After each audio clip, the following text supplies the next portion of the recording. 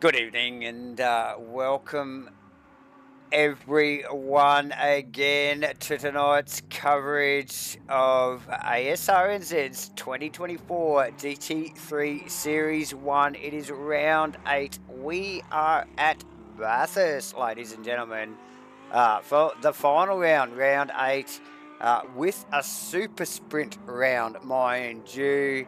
Of course, Matchfit Entertainment broadcasting this service to all you good people tonight. That means the J-Man and Rusty Shackelford on board tonight on the comms. How are you doing, boys? Good. Rusty, Davo, good to be here. Very good, Paps. Davo, very good, J-Man. Looking forward to this one, as most Australians do, of course. The mountain, Bathurst. The mountain, Bathurst, That yes. hellscape that is Bathurst. And haven't we thrown a little spice on this tonight very quickly, just to go over the round format, Davo? It is a super sprint round, as you mentioned. We are throwing these guys to the absolute wolves tonight. 3 races, 3 short races, 3 sprint races, compulsory pit stops, 20 minutes, 30 minutes. It's going to be hell for leather. It's going to be non-stop. I can't wait to sink my teeth into this. Yeah. Just look, throw the Bathurst enduro theory right out the window, and let's go super sprint full on at Bathurst. Look, not everyone's cup of tea, but steeped in heritage, J-Man, the old Bathurst. Yeah, what a special place. I mean, down under here, whether you're, doesn't matter which side of the Tasman you're on, but, you talk about Mountain Straight, Solomon Park, McPhillamy, Skyline, the Dipper, Forest Elbow, Conrod Straight, Murray's Corner. I mean, this place has just got a special spot for so many, for such a long time, there wouldn't be too many people this side of the Tasman or that side of the Tasman that don't have some fond memories of this place. And these sim races out there tonight, on this final round here at Asrnz, Season 1 2024, are going to go at it. And what a great turnout tonight too, lads. 28 out there on the grid. Yeah, definitely. Big shout out to all our drivers throughout the season that have attended. But a couple, a notable mention out there, Mia Rose, who I believe you both have broadcast in endurance before. Saw her go out and start. Cycling a lap in official practice, but not delivering through. So that's a bit of an unknown for me. You guys might be able to tell me a little bit more about the performance of Mia Rose. But look, that what you just mentioned, Rusty, with the super sprint format, effectively, what are we talking? 4 sets of tyres over 6 sessions, 6 independent sessions. What does that actually mean to these drivers, guys and girls? It means you got to think about how you approach tonight. It means that you need to put a little bit of thought into it, and you need to be able to think on the fly, because we have 2 short races, 2 20-minute races. They are half points. And by the way, I just want to tell you, there are places, we'll get into this later on, there are places in this championship and championships in all the classes that are still live that can be decided tonight.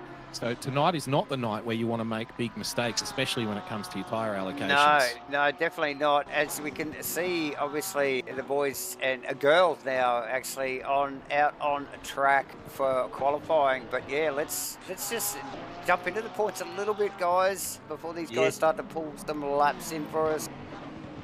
Guys and girls, I just love the fact that Asrnz is actually represented by 2 female racers out there tonight. I think that's a special moment for us in sim racing. I don't want to dwell on it too much, but it is cool to see the ladies out there really taking up the sport and giving it to the guys. We know motorsport traditionally in real life is predominantly male dominated, but shout out to everyone out there. To the girls, and they're no slouches either. So Oh, it's great, but I can tell you, it's great, but I can tell you, when you put the helmet on and when you get in the cockpit, you're going to be driven against just as hard as everybody else. So, absolutely. And you know what? The girls wouldn't want it any other way, would they?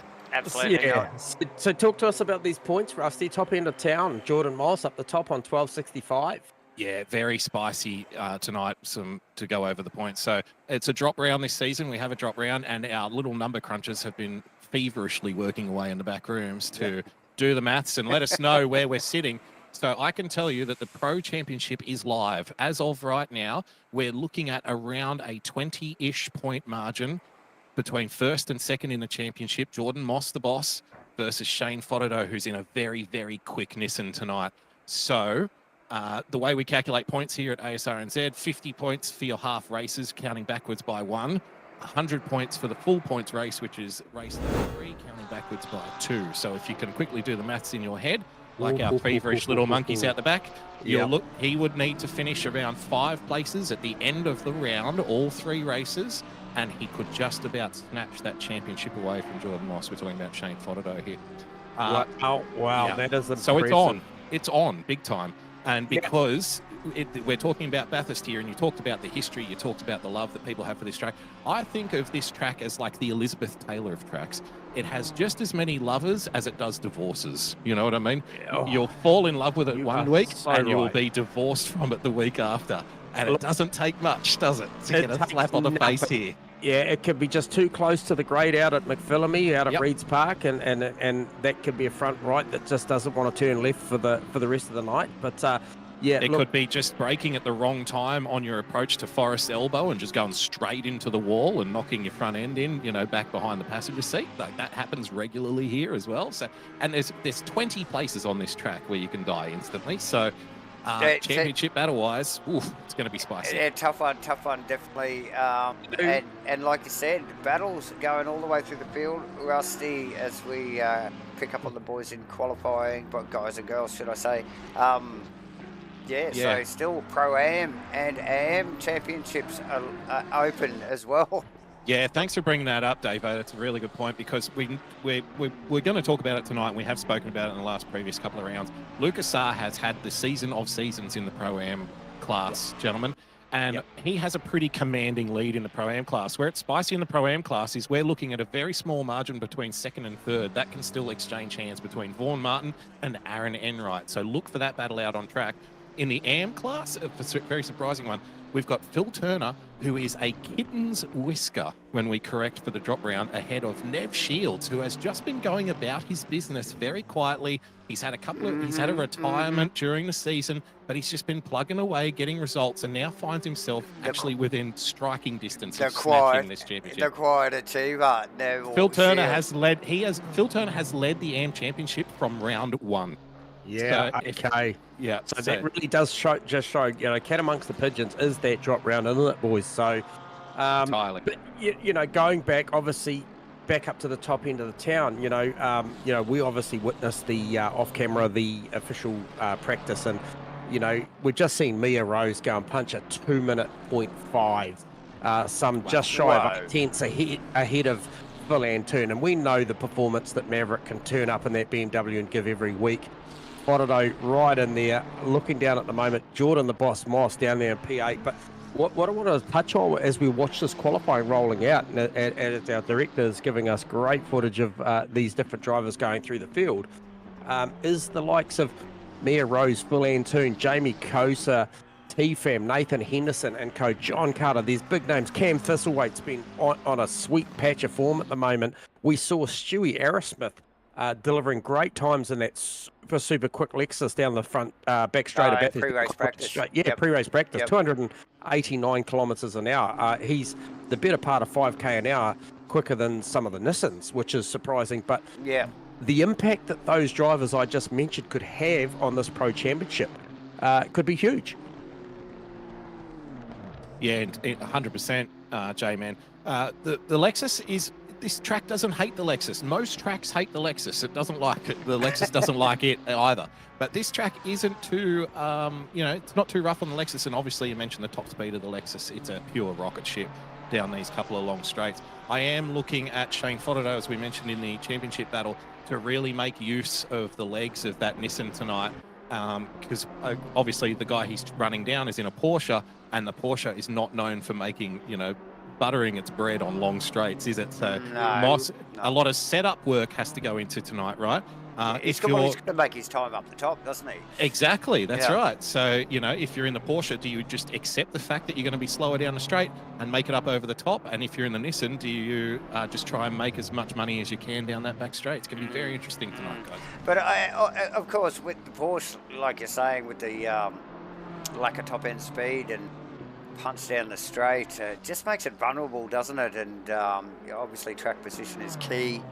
And yeah, look, if he's vulnerable down the straight and gets swamped by some of these other quicker cars, it will be hard to regain that position, even as speedy as you are across the top.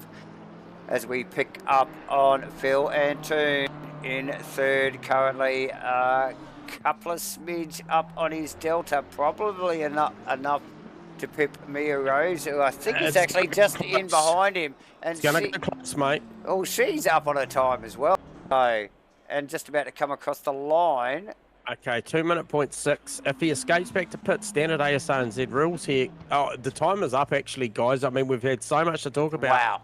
That is the first of 3 qualifyings here done. Done. Mia Rose has parked it. Jamie Coase has parked it. Who else? Pretty much, I think that's done. So that's big. That's big in the respect that Fordo from P4. Obviously, Mia Rose, congratulations. First time out here into P1 for race 1, unless there's something I can see. Not a bad start, is it? Not a bad start. It's a great start over Jamie Coase, over Phil Antoon.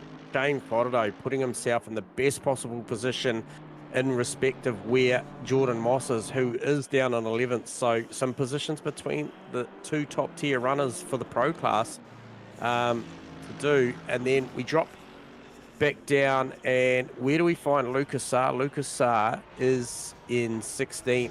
Like we mentioned, that's a foregone conclusion there. However, we talked about the battle between Vaughan Martin and I think it was Aaron Enright. Aaron Enright is a good, what is he, 6-7 places in front. So that is not done. That is not done. Phil Turner doing a great job. However, he is a couple of spots behind Nev Shields. So yep. And we're talking about, that's less than 10 points the difference between those two in the championship. 9 points to be precise. So Phil Turner is currently 9 points ahead of Nev Shields. So you can see it on your graphics. Yep. If he finishes, say, 3 places ahead of Phil Turner in race 1, that's going to mean that that 9 point gap becomes a 6 point gap, right? And in race 2, if he does the same again, it becomes a 3 point gap, and then he only needs to finish 2 places ahead of Phil in the last race to snatch that championship by a solitary point. Yeah, good stuff. Good stuff. Well, once again, another great qualifying, Davo. Rusty, I mean, yeah, welcome to Asrnz, Mia Rose. If I could just speak quickly just on Mia, because you asked before, J-Man. Yep. I've watched Mia a fair bit, very heavily involved in other leagues. I've seen her a fair bit over at some other places. Obviously, in AAES, we had the privilege of interviewing Mia during the race, in between stints, Davo. Yes. And it was a great pleasure, and we thank all the drivers for contributing their time during those enduro races here at Matchfit Entertainment. Mia has the wonderful ability, not only fast but consistent and clean, and that's a rare kind of commodity. Only the very best kind of tick all 3 boxes. Oftentimes you'll get people who are very quick over 1 lap. You'll do it, say 10, 20, 30 laps, or you'll get people who are very consistent over 10, 20, 30 laps without being very quick on 1 lap. Mia is a very accomplished racer in not only ACC but also other sims, so definitely one to look out for, and that's why she's up the top of the grid tonight. So yeah. Good stuff. And I think might hand over to Davo just to just before these guys and girls drop down to start their formation lap, just to maybe reflect on the season with Matchfit and its sponsors and where we've been and where we're heading, because it's been a pretty big year, hasn't it, mate? Yeah, oh yeah, plenty going on for obviously Matchfit Entertainment over the last, definitely few months, with taking on board some extra commitments through basically streaming other communities. J-Man, with yourself and Rusty here. I was going to say you adopted a child. I did. Well, we needed to actually. So albeit off the street. Not only supporting Rainlight Racing at the moment, but AAES for their Endurance Round Series, with a big race coming up for them, actually, for the AAES boys, and a 8-hour race at Nords at the Green Hell which is going to be awesome. So, yeah, don't forget to join us for that. Please do too, because I'll be driving in that one. So if you wanted to critique, if you've been sick of me critiquing the drivers, jump in the chat box. Jump in the chat and tell everyone I don't know what I'm doing because I'm crashing constantly at North. So please do. Double duties for our very own Rusty Shackelford here to go out and actually put his skills at work on the track, and is also going to jump in and help us out with a little bit of commentary as well. So really appreciate you. And I'll tell you what, it's been an absolute pleasure and a breath of fresh air bringing Rusty back into the comms, and a shout out to everybody in the MatchFit family that's jumped in and contributed this year already. I think it's just been amazing. Yeah, definitely a few names to mention. Obviously, JB, Farmer, Nick Firth, and the like. So yeah, thanks to all those boys for coming on board throughout the year so far. It's only April, so special mention for JB. Plenty going on. JB's on track tonight. Back in the field tonight. It's good to see. So awesome stuff. Yeah, got the very, very successful in real life Warbird BMW out there. Obviously JB and Mark Mudgeway having a very, very successful 12-hour at Taupo, Central North Island, New Zealand. Indeed. Yeah, getting a podium result there in the NASCAR Enduro Series there. So those boys, know how to pedal a car on a sim setup, but they also know how to do it properly in real life. So congrats to them, and good to see that Warbird out there. Such a well-presented car, as it is in real life. Yeah. It's a splitting image, basically, of what they drive in their weekends. Good to see Damien Jones back out there. It's always good to see, and a big shout out to our main man Steve-O, for rocking the MatchFit car out there. We do love seeing the MatchFit car out there. Why have we not mentioned that car yet? Yeah, Steve Melling. It up, it's a big one. The OG Steve Melling, aka Steve-O. Yeah, good to see that car out there. Founding member of Asrnz, ladies and gentlemen. So this man is to be celebrated, and clearly he's celebrating the MatchFit brand there, and blazoned across the side of his ar there. A couple of quick mentions. Yeah, quick mention, Davo, if I can, just as the cars around Forest Elbow on their way down to the chase on this formation lap. You mentioned earlier, Davo and J-Man, Rainlight Racing. I just want to mention that Steve Crossland has managed to bribe the guards at the security fence and has got the car into pit lane. Serious? There you go. So the Crossland Porsche, the Rainlight Racing Porsche, is awaiting on pit lane for the start of this race. Nice, and I just, because you mentioned AAS and Rainlight, I just want to say, here at Asrnz, we obviously have a really good relationship with, these leagues, and there's a lot of cross, pollination of drivers between, running the Enduro series and people coming over from Rainlight and vice versa. So it's really just good to see. It's a sim racing world, and it's a sim racing community. So, the more the merrier as far as I'm concerned. Yeah, good call, Rusty. I think, the landscape's changing. The landscape is certainly changing in sim racing, and I think what the communities are doing, specifically the ones you mentioned, Asrnz, Rainlight, AAS, just to name a few, are doing big things, as is MatchFit. I think, I think MatchFit is doing incredible things to try and bind these communities together as far as the broadcast and the racing, and long may it last. And certainly it's a pretty multicultural setup now. And I'll hand back to David because we're absolutely into the race start. As we form up Mia Rose. Front of grid, Jamie Koza, Phil Antoon, Shane Fuddo, T-Fam, Nathan Henderson, John Cutter, Thistleweight, Aerosmith, and Brad Robertson taking out the top 10. We're going green. It's Bathurst. Final round for the triple sprints here. Antoon deep into one, takes out Rose. Chaos. Rose around. I think T-Fam tangled up in that. He might be past already, so nice work. Spence pass, Campbell pass, Jordan Moss pass. We got Carter tucked in behind Matty T and Aaron Enright's car, I see as well. Wow, what a start to the race.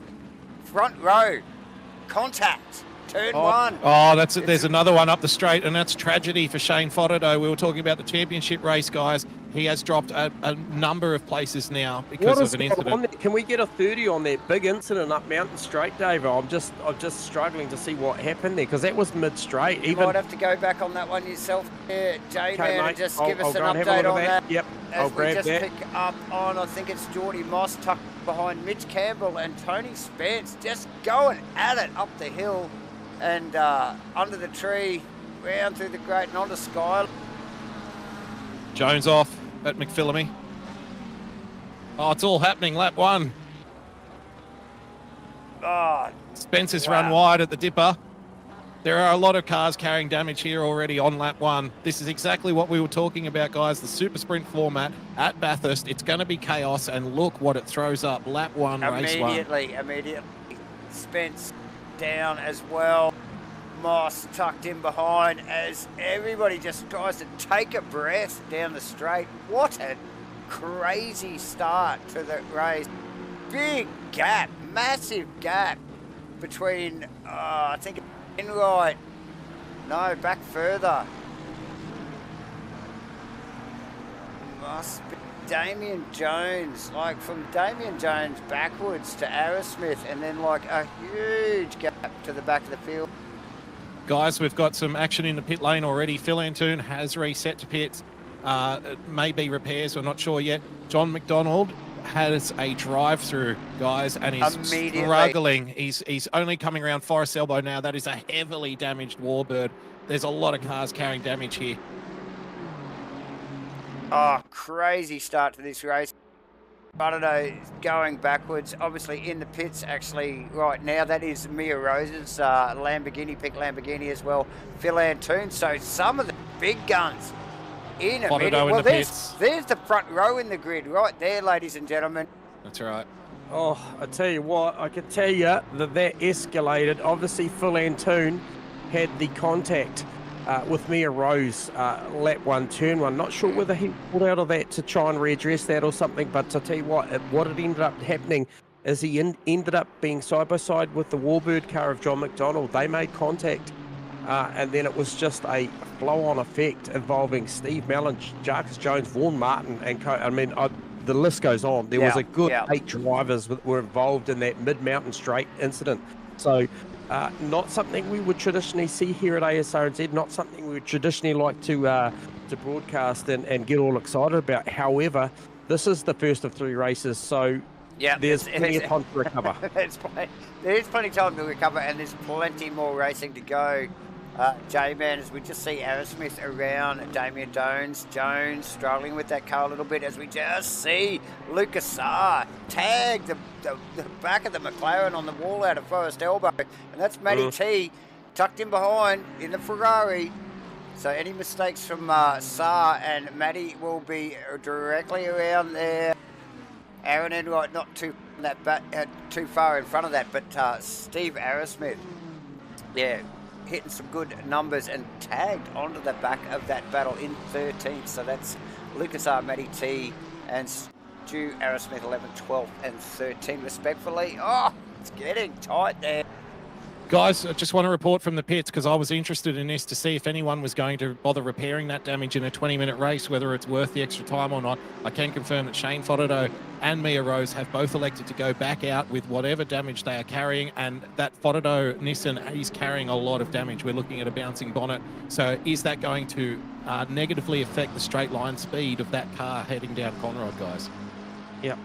Mandatory pit stops required in these races too, so just remember that these pit stops do count as an elected pit stop here. So just another update for pit lane, the 27 Warbird car of John McDonald was just exiting pit lane and opted to escape back to pits, so something a little bit more sinister going on with that car there, as we do see still a lot of pit action. Kenny Simpson, Nev Shields in the pits. This is going to take a little bit to sort out, boys.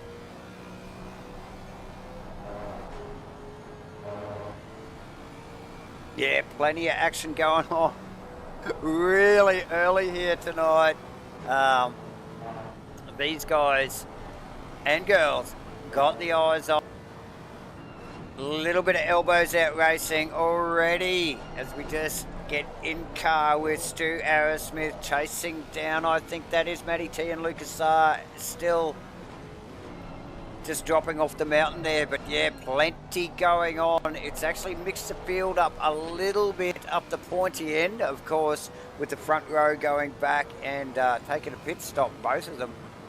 Well, guys, I just want to report again from pit lane in the AM Championship battle. Phil Turner currently running P15. He is up 8 places from his qualifying position, so this is an absolute dream scenario for Phil Turner in regards to the championship. As we mentioned before the race, very, very tight. Neville Shields, his next direct competitor, has just left pit lane after a 35-second stop on the jacks and has repaired all damage. So an interesting choice there from Neville. Yeah, and I think the attitude down there is that was the time to do it, and I think smart play for Nev Shields. There's still the better part of just under a quarter of an hour to go through and try and make good. And look, 35. I don't think that was a bad stop. He possibly, like you mentioned, repaired the damage that I think could be the best scenario that he got out of that as far as the time spent in there. So yeah, just reset, have a clean car again, and just put some laps in. Yeah, absolutely, and the likes of Turner, he's out there. He is looking like, last lap round was a 2:06. I'll keep an eye on the pace, but yeah, I mean, I suspect Nev Shields will know well and truly what's going on as far as his opponent there. So Mia Rose, after that pit stop, I've got to just shout out that she has got some pace on that car, 2:01.4 last lap around. That's the first flying lap after that pit stop, so that car's got some pace in it, currently sitting P22, 22, sorry.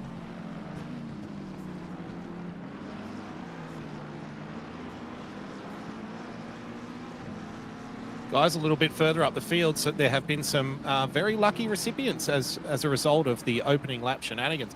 Brad Robertson, guys, is currently running P4. Yeah, it's a fantastic effort for Brad. Absolutely. As the camera's just now focused on, I think it's actually Brad Henderson. The helicam's on. But that is Thistleway, yep. Henderson, Robinson, and Campbell just in the background there, ladies and gentlemen. So that is that. And also T-Fam tucked in behind there as well. So all formidable driving his Hendo round the outside onto the grass on Thistleway, makes it stick. My God, K-Man. Yeah, what the hell's going on there? Look, it's a drag race up to 1. It just got a far better line as they came out of Murray's then. So turn 23, and he got the line up, and now Hendo vulnerable to the big bonnet up Mountain Straight. One of the other big bonneted cars is Brad Robertson. Look at this. This is the true drag race here.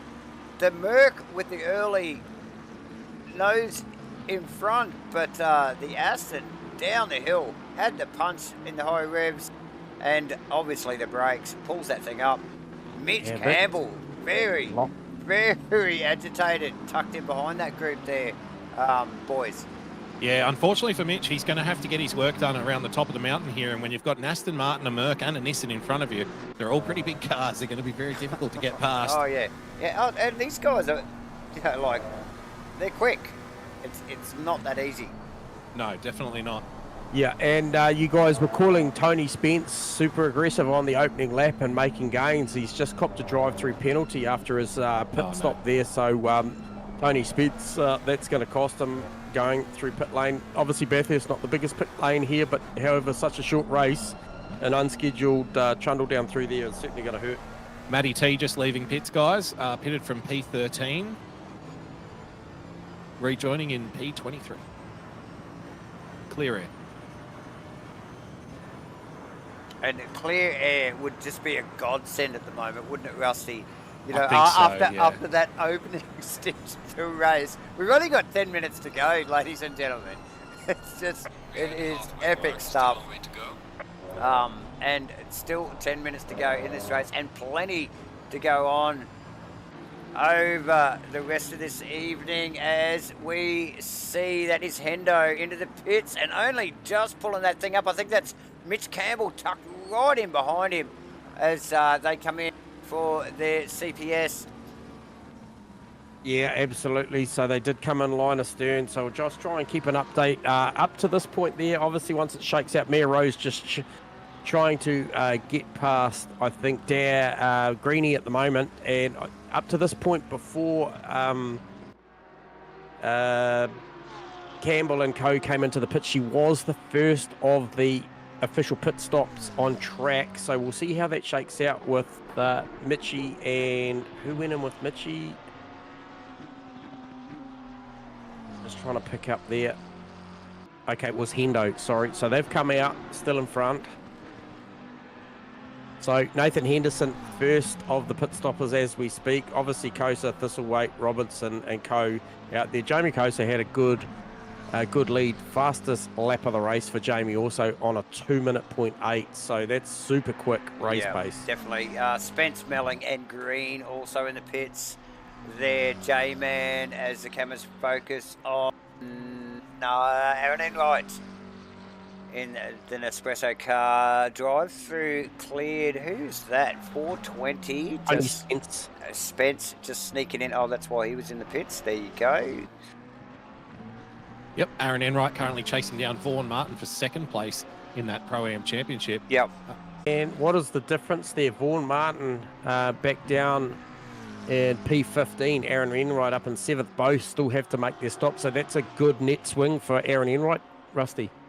Yeah, it is, and it's only 15 points different in the championship between these two guys, so a lot to play for here. Just has a little bit of a meltdown. Yep. Puffer. Looks like we're back. Yep. So, tell me, what does so Jordan Moss benefited incredibly out of that whole incident? You talked briefly about what that did to Fodado. Fodado has pit stopped already. Moss hasn't. I want to know what John Carter does effectively. He's currently P6, Jordan Moss P5. We know that Carter is in P3 officially, unofficially.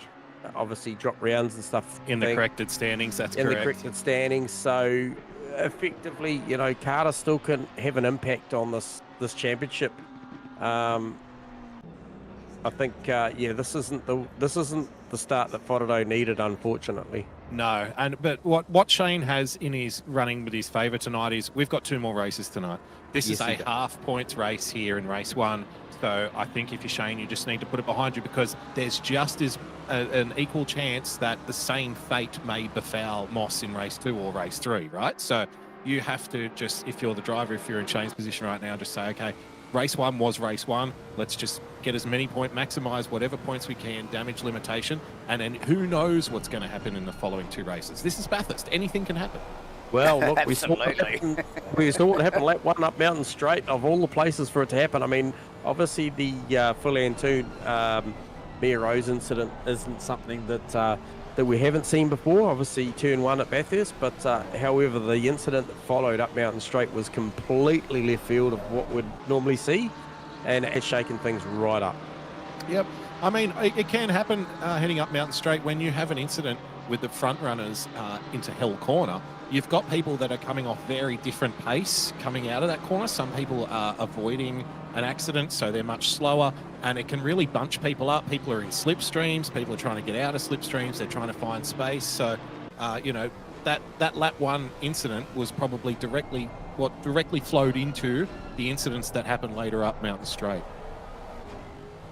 Interesting to see here, Davo. Cameras on Mia Rose and Stu Aerosmith to see if Stu Aerosmith at the end of Conrod Straight heading towards the chase just pulls back any of that margin. We know the overall lap time of Mia Rose is going to be significantly quicker than Stewie's, but be interested to see if he pulls any of that margin back, and he's certainly holding his own as they come through the chase. Moss in the pits, guys. Righto, so that is Mossy. Yeah. So Aerosmith just coming out of the pits on his lap. So equal fastest stop. Yeah, that's right. Minimum fuel taken, no tyres, obviously 5 seconds on the jacks, equal fastest. So just getting it done. Mossy knows what's at stake here tonight. This could be we often talk about the 1%ers. Is this the night that it counts to get these little things right? Every time you got to come in bang on 5 seconds every time. This will be the one. I think Mossy's making bank here with the scenario that he's playing under. Yeah, and it also, I don't know if you guys remember, Supercars fans would remember this. About 10 years ago, Rick Kelly, do you remember Rick Kelly, younger brother of Todd Kelly? He won a Supercars championship, and I believe he was the first guy to do it in Supercars history without winning a single race throughout the season. Do you remember that?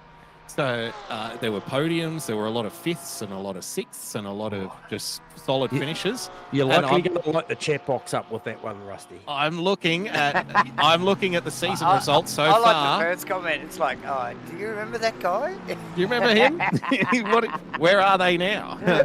So Rick Kelly, but that's what I remember about that season. Rick Kelly won the championship without winning a single race. So the way it currently stands, Mossy's leading the championship, having not won a race. Yep. And that just speaks volumes about consistency, right? Finishing the little things. It is doable. And if you can just stay in that top 3 or even that top 5, like you're saying, Rusty, it is all about consistency and just being there every week. It's like playing the long game, So, definitely. EFAM in the pits.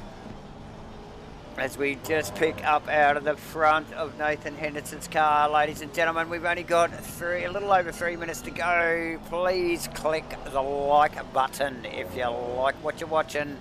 And there's plenty more to come here tonight at Asrnz's round 8 of their official 2024 Asrnz GT3 Series 1. We're wrapping it up tonight here with a super sprint at Bathurst of all places. And there will be more to come this year in 2024 at Asrnz. So stay tuned. Discord links are in the description. So get amongst it. Click on the buttons, people. Click on the buttons. The likes. Click the Discord. Click the like button. Just get it all. Click it all. Quick shout out towards the Faraday Moss battle. I can tell you now that Moss has just got in right. Mia Rose is currently P10, Moss is 8, and then Faraday's 12. So I'm just watching the progression there. Moss just cleared Lucas Saar. He will have Stewie Aerosmith. I mean, there's a few to go in front of, but there's not many positions separating 1 and 2 in the Pro Championship. However, Turner currently running second in class with Phil Davison leading that class at the moment. So Phil Davison doing a great job, and Nev Shields down in 22nd. This is just stretching that margin a little bit for Turner. So obviously, as you mentioned, there's still 2 more races to go here tonight. We love to click your buttons there, Firthy, mate. We're all about clicking the buttons. But we just see Carter, and as long as the button is just the lighter button on the slow cooker. Thistle Waite and Carter in the lane from the lead of this race. Anyway. So relinquish the lead to Jamie Kosa, who just comes across the line with a minute to go. A minute to go. That means the leader is on the final lap, ladies and gentlemen. That is Jamie Kosa. And Jamie just following on from last round, isn't he? Just another clean run, another good, professional performance, doing his job, doing what he needs to do, putting in best laps, best sectors. I mean, Jamie Kosa is pretty hard to stop. Absolutely. No Ethan Cale tonight either to upset. I think Mia will be looking for a bit of redemption in race 2 after qualifying on the front row and then having that first corner incident. So. But how's the recovery? She goes back to effectively last and then back up to P8. Yeah, absolutely incredible. Yeah, great performance. So John Carter holding down second position, T-Fam in third with Mitch Campbell coming in hot. Very hot. And Mitch Campbell's probably thinking, I only need a couple of meters here. I got this. So, this will be one to watch. Oh, Campbell. Into the wall. Yeah, he's trying everything at it. Oh, T-Fam. A little bit awkward. We're one of the lap cars. He's going to get the draft here, so This will work well, but Mitchie stays in the draft for longer. So Mitchie going to be very, very close down the bottom. And where is Jamie Kosa? So yeah, this is it. This is it. This is all she wrote for these boys and girls. He's very, very close through the chase. Very close. Going to be a little bit too late. Yeah, it is going to be a little bit too late. We will call Jamie across the line for first position, and Thistlewaite as well for second, and T-Firm only just for third position here. Race 1 in round 8 of the Asrnz GT3 series, ladies and gentlemen. This is our first race of 3 tonight. Plenty to come. Yeah, very impressive. Obviously, big upset at the start there. However, it shook out in the end. And Rusty, I'll just get you to call results on that, because we are going to do something a little bit different here for the hot box. We are going to grab. Basically, it's going to be a surprise for the guys. It's going to be a surprise for the guys and girls too, because I neglected to mention this in the pre-race briefing. But anyway, let's bring them up. Well, let's let them finish their race first. Yeah. I might just go down there and warn them that that's what we're doing while I've got a chance, so they don't hate me later on. Oh, that's gold. So I think to my collection, class winners would be Phil Davison for AM class. It'd be, am I correct in saying T-Fam's racing out of the Pro-Am? Is that correct? Oh, we're doing, I think we're doing AMs. Yep, but Phil Davison first for AM, T-Fam for Pro-Am, and then Kosa for Pro. Is that correct? Yes. Or was T-Fam racing out of the Pro class? No, he's Pro-Am. I think he's still Pro-Am, yes. Okay, righto. So can you just give me confirmation that Phil Davison has finished the race? Yes, he has. He's back to the pit. So I am going to grab Mr. Phil Davison straight away. Phil Davison, you got us on comms? There's a bit over there. You there? You got us, Phil? Copy Mr. Phil Davison. Copy Phil. Doesn't sound like we got Phil. We're back. Okay, we'll try that again. He wouldn't have been expecting that. Probably not. Okay, we've lost him. He's gone. Give us a second. No, he's actually gone. Sorry, he's gone. So we will go to T-Fam. Yep. No, sorry. We'll just go to T-Fam. T-Fam, yeah. Yep. Okay.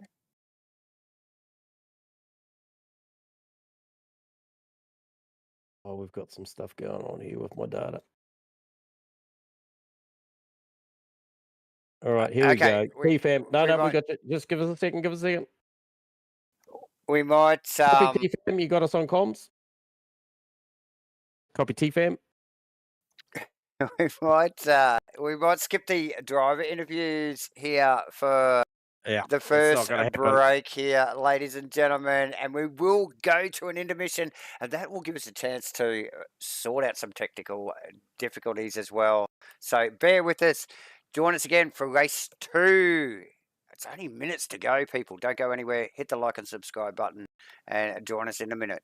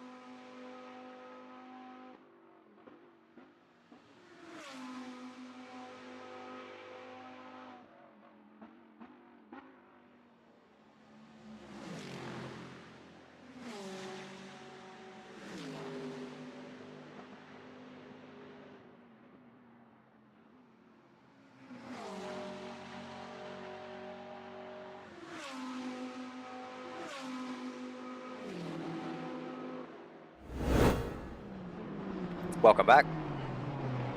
You have joined us again on the same night. It is race 2 here for Asrnz's official 2024 GT3 series. The boys are out, boys and girls should I say, out on track again for qualifying race 2 as usual. We still got J-Man and Rusty in the booth, eating the nuts, drinking beer. Don't eat the nuts. Yep. The girl running the drinks trolley past the commentary box is busy tonight. She's moving so fast, she's burning the air friction because we've got 3 gaps in between 3 races. Setting a trail of fire behind her like Wile E. Coyote. So, yep, she's earning her money tonight. Dancing for a dinner, that's for sure. Yeah, plenty going on, guys. We're getting very, very short breaks here and dealing with a couple of technical issues, as always. A little bit disorganised. Yeah, bringing you all the action, ladies and gentlemen. Back again, like I said, ladies and gents, out on track for Q2. And yeah, crazy start to race 1 there, boys, with a little bit of a touch-up between the front, the 1 and 2 drivers into 1. And then, yeah, some contact and big pile up mountain straight. Gentlemen, we don't see that very often, do we, at Asrnz? So we were all a little bit wide-eyed and just going, whoa. But, yeah, obviously we don't see that too often here. So is it last round of the season kind of... because, well, there's things to consider here, right? There's psychological things that you need to consider. Just add the word Bathurst straight away. You can do that, but you can also consider, right, we're in the last round of the championship. If you're not fighting for a championship, you've got a free swing tonight, right? Yeah. You are just going for it. You're going for every gap. And, you know, most drivers probably don't really give a stuff either way if they ruin someone else's championship if they're not in it, right? Let's be honest here. No, but look, it happens. You know, it's the last round. It was the first race, the first corner. Things like that happen. You're right. It doesn't often happen here at Asrnz, but it does happen. It's just like it's just one of those concertina effects.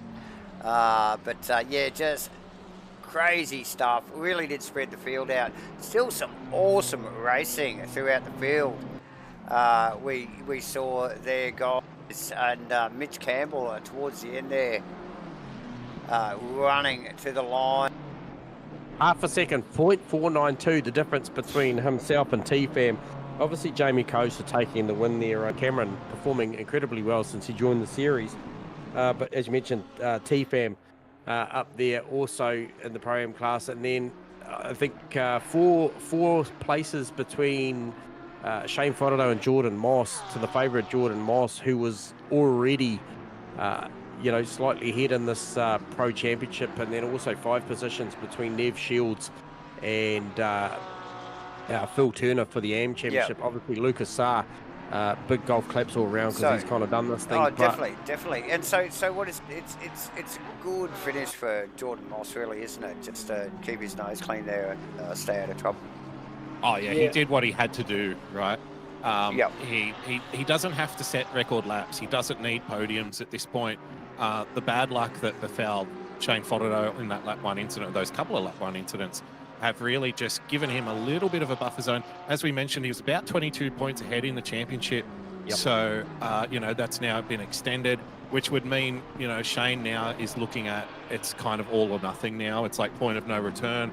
You're going to have to be fighting for, like, really at the pointy end of the field, and probably going to have to rely on maybe a bit of bad luck affecting your competitor as well. But hey, look, like I said in race 1, right, it is Bathurst, so it's more than likely going to happen at some point to someone. Just stir the word Bathurst into the mix, exactly. and it'll add something to it. It'll add a spice to it, and definitely a track that takes no prisoners. And we obviously saw that again tonight, but you see it time and time again in real life and virtually here, like we're watching here tonight. Yeah, and our stats team been busy, guys. And if you remember, just only 20 minutes ago, Mia Rose put this thing on the front row on a 2-minute 0.5. And what is the time? She's already pre-banked already. It's a 2-minute 0.5. So, and she's about 3/10 up on the lap. So, Phil Antoon once again in there. Now, these were the two that were involved in the turn one incident you just mentioned. He's in there on a 2:01.3. So some, a good margin away, but Mia about to bank another big lap. This thing's going to go close to a 2-minute flat. Are we going to see a 59 here, guys? Because this is the second race, so this is your Saturday race. The track's rubbering up, right? The track's still rubbering up, is it not? So are we in danger of seeing a 59 here at some point? Wouldn't it be great to see one? I mean, Mia's just a couple of tenths away from it. Shane Fotodo just banked a beautiful 2-minute 0.6. Which was around that number that you saw Phil Antoon and co on in the previous Q1. qualifying. Yep. So big numbers coming still. I mean, you guys are obviously privy to the information that I've got. The deltas are screaming. There's more green than there is red right now. Yep. Yeah, look, a little under 3 minutes to go in qualify. Really hotly contended field here, and some seriously close times considering it's Bathurst. And we would expect, we just got the cameras on Fotodo, and seriously sideways. Across the top, skyline. Across the top, mate, reminiscent of some classic V8 supercar efforts there. Well, he's definitely going for it, isn't he? He'd be aware. I think the skyline comes to memory there. I think it was in the old R31. Richards, very sideways across the top of it. Might have been Scapey, but yeah, crazy stuff. Fotodo in third position, up on his Delta, as is Koza. Well up on his Delta. Mia Rose just sneaking up a little bit more. Has she got 2:10? Will she crack the 59? I don't think she's got it. Oh, it's going to be close, though. Well, Koza's got enough to put Mia Rose here. Well, Rose is still gaining on her time. Yes, she is. Round the final corner for really Mia nice Rose. exit the last corner. Yeah, beautiful. 2-minute 0.067 is very, very good. Jamie Kosa's going to go little over 600ths of a second. If he can get this final turn done, he's got it. He is going to go for a 59. Oh, here we go. Bam. Oh, really? It is incredibly close. That's 5/100ths of a second, if I'm not mistaken. Yeah, I think it is. 5/1000ths of a second, Yeah, isn't it's it? thousands, mate. It Between is the two of them, but look, both of them crazy times, so close and continuing to circulate on track. I just want to draw attention to Jamie Kosa's split sector 1 is a 38 flat, which is 2/10 ahead of Mia Rose's sector 1. Mia Rose's sector 2 is 2/10 ahead of Jamie Kosa's sector 2. How's that? Work that out. So that just shows you how good the BOP is in the current ACC format. Mia absolutely threw it off of Skyline down through the dipper then. Absolutely just chucked it down there. It fortunately hooked up, and she's heading towards the elbow right now with around a 10. And well up on the deltas there too as well. We had the cameras back on Antoon, who's also up on his delta, but back from these guys. We've got Fotodo and Moss in between him and Koza and Rose, so plenty going on in qualifying here, guys. Oh, this is going to be a cigarette paper between a 59 and a 2 flat here for Mia Rose.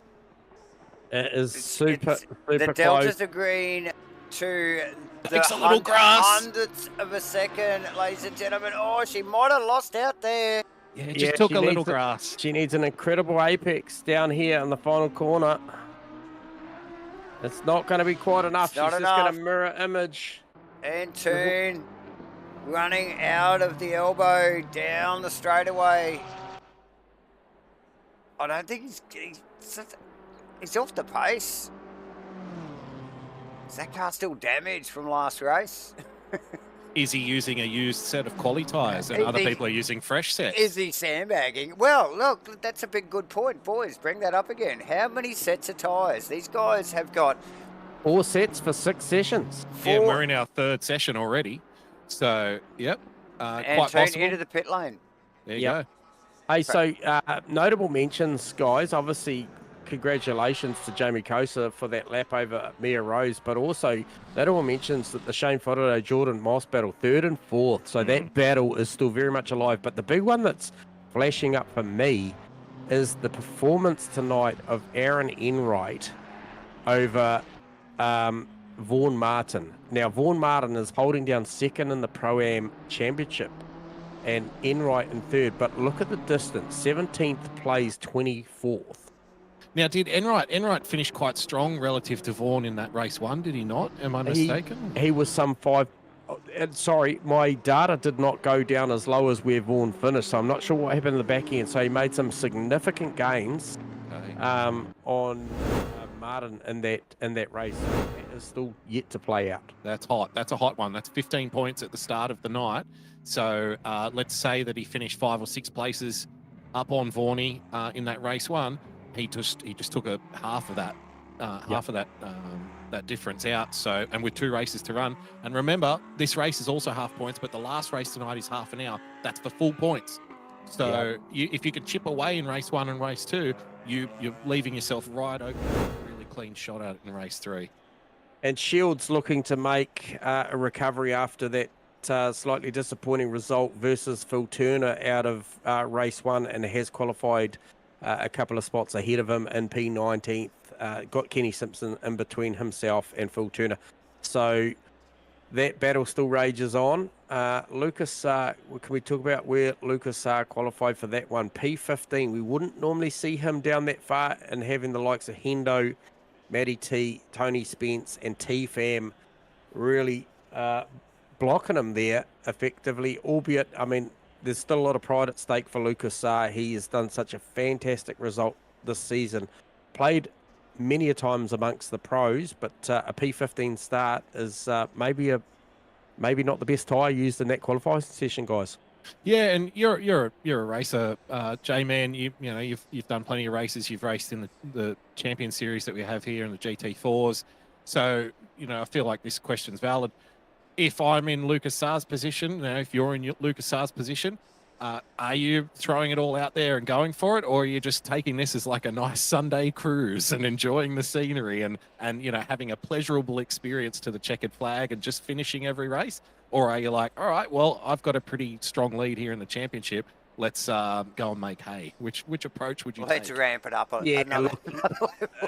Look, the last championship I ran was maybe the GT4s, and I had a hard judging Mitchie Campbell coming back at me at the end, and I think earlier on in the series, I had a great run, and then the back end of the series I kind of rolled out of it. But however, when we got to the back end, it was a flexing competition. I still wanted to be up the top end of town, because I mean you want to go out on a high. So I don't think that Lucas R is going to roll over here. I expect him to certainly try and work his way into the 10. Keep the forward momentum. Absolutely. Yeah. Well, he's going to have to, because the word around the campfire is he may be considered for a class upgrade after this season based on his current results. So. I think there might be a few, actually. You'll love to see it. Yeah, Nev Shields was unlucky. He got caught up in those couple of dramas in race 1. So it's still pretty tight, though. J-Man, do we have where Nev finished in relation to Phil Turner at all? Or around 5 spots to the negative for Shields, mate. So okay. he took a hit in race 1. Okay, so but he's still not out of the ballpark. That would put him at about 15 points behind. Yeah, it would. Yep. So again, see, all of this is theoretical, because again, we're talking about Bathurst here, and it's just so common for, your direct competitor could be 10 places in front of you on one lap and then 10 places behind you on the following lap. And it might not even be their fault. They might just get caught up in someone else's mess. So yeah, absolutely. Risky times. Yep. Turner finished P15, Shields finished P21. So right. Yeah, a little bit to play for, but as you mentioned, another round of half points. So albeit that looks bad on paper, as far as the net result was only half points, another half points to make good here, and then the big one coming, the 30-minute full points race, the feature at the end of this. So still plenty to play for. Yeah, and I think that's the secret. And I think Shane Fodderdo displayed that perfectly in race 1, right? Don't put your head down, because you have to think about the round in its totality, not the individual race within the round, especially when you're dealing with half points races, right? So I think that was a pretty strong recovery from Shane in race 1 to minimise the damage. He's kept himself in the hunt for the Pro Championship, and Nev Shields can take a lot of inspiration out of that, I think, in the end battle. But then also, boys, just to think about going forward, this is the final round of the season. And you've got the likes of, we've obviously had a good strong showing from OES and the like, and then some pretty stout endurance drivers. Obviously, Mia Rose joining the field here in the final round. Going forward, you bet your bottom dollar that there'll be scores to settle going out of this going into season 2. So something to think about going forward is what these girls and guys are thinking about going forward for their Thursday night racing after the fact. Oh, yeah, and you think about guys like Mitch Campbell, for example, who Mitch would have been right in this Pro Championship had it not been for his, repeated kind of technical issues, which we really don't like to see. You want things to be settled out on track. So tonight might be an opportunity for Mitch to just remind everyone that he's still there, that he's still got pace, and he's probably gearing up for season 2. And say, don't worry, I'm not going to always have these technical issues, guys. I'm going to be around the top. Right. Yeah. But plenty to play for here as they circulate round on this opening lap. As mentioned earlier, great lap there from Jamie Kosa, so perilously close between him and Mia Rose. The two standouts for the outright lap time here tonight, going perilously close to a 59. Conditions are looking good. Actually, what have we got on the weather front there, Rusty? Can you give us an update of what our conditions are out there at the moment? No, I don't have the weather, David. I'm looking at this. Okay, I'll cover it for you. It is 24 degrees ambient and 32 track with the sun is shining, so potentially a little bit hot for the tyre on this track, but which will play into the hands of the broadcast team, because we love lack of tyres and tyre wear and tyre dig and everything that goes with it. Everything that makes it sketchy. Yes. Yes, of course. Everything that drivers hate is what we love. Yeah, we love it. We love it. Drivers want fresh sets of tyres, no fuel stops, and, purple deltas every single lap. Well, we can't give them that. Look, surely, this is why I love calling ASR stuff. These guys really do test the limits when it comes to tyres, and just really does open up a little bit of a strategy window, even in something like a super sprint round. So, which is not often seen. Well, piecing together a race weekend is not just about being the fastest on track, is it, guys? It's about so many other things that have to work in unison in order for you to be on the podium at the end of the round, and that's what we want to represent here. Absolutely, absolutely. Look, a very different grid here, guys. What we're looking at here is the guys and girls run down to the final corner. Good formation. JB Costa, Mia Rose, front row. Shane Fodderdo and Jordan Moss. Oh yes, the 777. Phil Antoon down a bit further than what we think. Carter, Disaway, T-Fam, Arrowsmith, and Mitch Campbell. The famous Mitch Campbell in rounding out the top 10. We're about to go green for race 2. Watching lap 1 very closely. Rose with a little bit of a jump. Wants to go round. Goes up the outside. And it looks like she might have got it done there. Antoon, just behind Antoon, we've got T-Fam. And that is this away side-by-side drag race. The Nissan's going to win that one. Carter. Oh, Moss into 2. Oh, super close. Moss sideways. Wait's involved. We've got cars around, T's around. Brad Robinson involved. Lots going on. Spence through. Brad Robinson straightened up. That is Damien Jones in there amongst all that. So big shake-up mid-pack there, guys.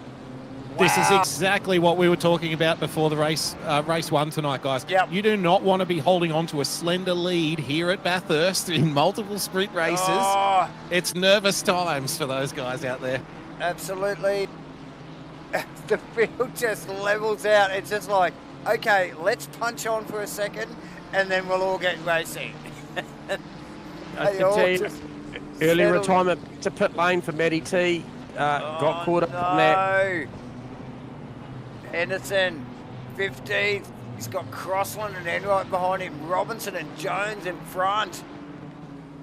He's actually got Spence in front of him as well. Yeah, plenty of big hitters in the front there too. So I'm looking at the way that just shook out, and Shane Fodderdo managed to just stay stationed past there. all that, yep. Yeah, up in P3. Mia Rose obviously did a great job to get the car up on the right-hand side, up Mountain Straight, and hold that inside line. Yeah, it was all a little bit. Yeah, sorry to interrupt. It was a bit further back, J-Man, but because Carter Campbell also got past. It was like from Moss backwards. But, Moss is actually really has regathered that pretty well. Yeah, he has. And there might be a gap, but he's the position hasn't been really lost. So yeah, it's not going to get any easier though, because he has got Phil Antoon behind him, and then obviously Cam Thistlewaite's going to try and recover. We saw how well Cam Thistlewait finished the first one. So Fodderdo making a good gain here though. He's got a couple of positions between him and Jordan Moss. I was just thinking in relation to Shane Fodderdo, guys, if he can latch onto the back of Jamie Koza here and maybe keep up with that battle, you never know, during pit stops, get a clean stop, maybe you get some track position. He could essentially reverse the points deduction that he took from race 1, getting caught up in that lap 1 incident here with a clean race 2. If positions, if he can improve a little bit and, Moss kind of stays where he is. So it's all to play for still. Yeah. And look, this is only race 2. It is only race 2. The other one I'm looking at is Aaron Enright once again, P14 over Vaughan Martin, P17. So Martin actually did pretty well on that opening part of that lap there to make a bit of gain, because there was a significant difference between them. I think Martin was well and truly back, so made good gains there. But I just feel for Geordie Moss here. I just think that I don't think there'll be too much threat from Stewie Arrowsmith. But if T-Fam gets past Stu and Antoon gets past Moss, there could be pressure later on in the race for Mossy. And Fodderdo's got a little bit of margin. He's got... actually, no, he doesn't. I thought he had more, but he's only got just under a second to John Carter. So...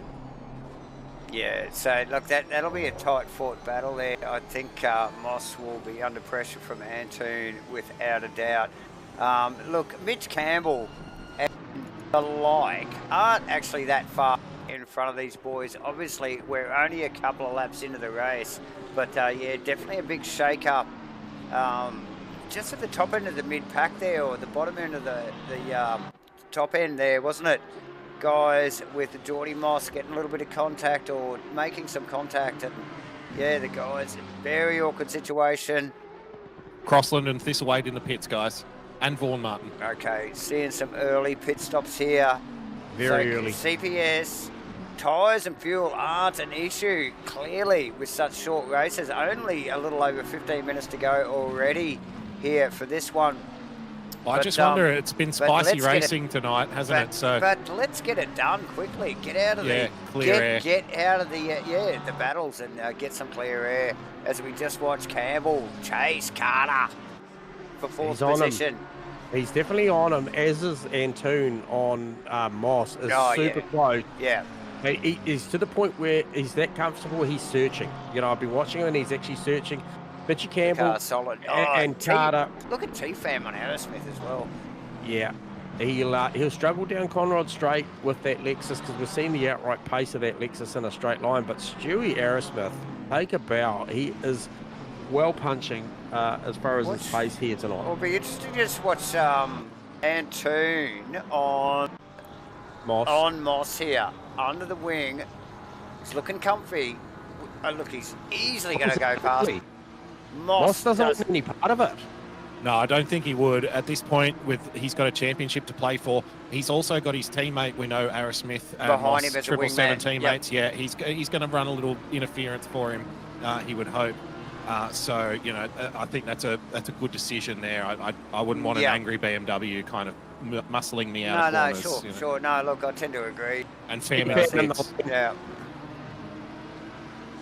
So Antoon easily past Moss there on the lead up to the chase.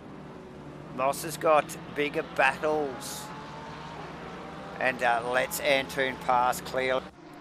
And Antoon will have his eyes on Mitch Campbell, who is like really trying to just tag onto the back of that Lamborghini of John Carter's. But Carter has got Fudado as a bit of a carrot as well. So Carter, eyes facing forward. These guys are quick. Yeah, quick stops from Shields and Melling too, boys. Both in there for 5 seconds. Quickest of the stoppers so far. Wow. Gee, we've had a lot of early stoppers in race 2. Nice. I wonder if words got out after race 1 and say, hey, the racing's too spicy tonight. Get out of the traffic, you know, keep your nose clean. Yeah. So Campbell's still hot on the trail of Carter. Fodado they're actually making their way up to Fodado, I believe. So that gap shrinking, which Jordan Moss will be well aware. I'm sure he'll have the deltas up in front of him on his screen of seeing what's going on, because they are only a couple of spots up the road. There is the car of Matty T that has jostled him between them 2 laps down, and once again poor Tony Spence grabs another drive-through penalty. 2 races in a row, so it's a painful night here at Bathurst for Tony Spence as far as the stewards are concerned.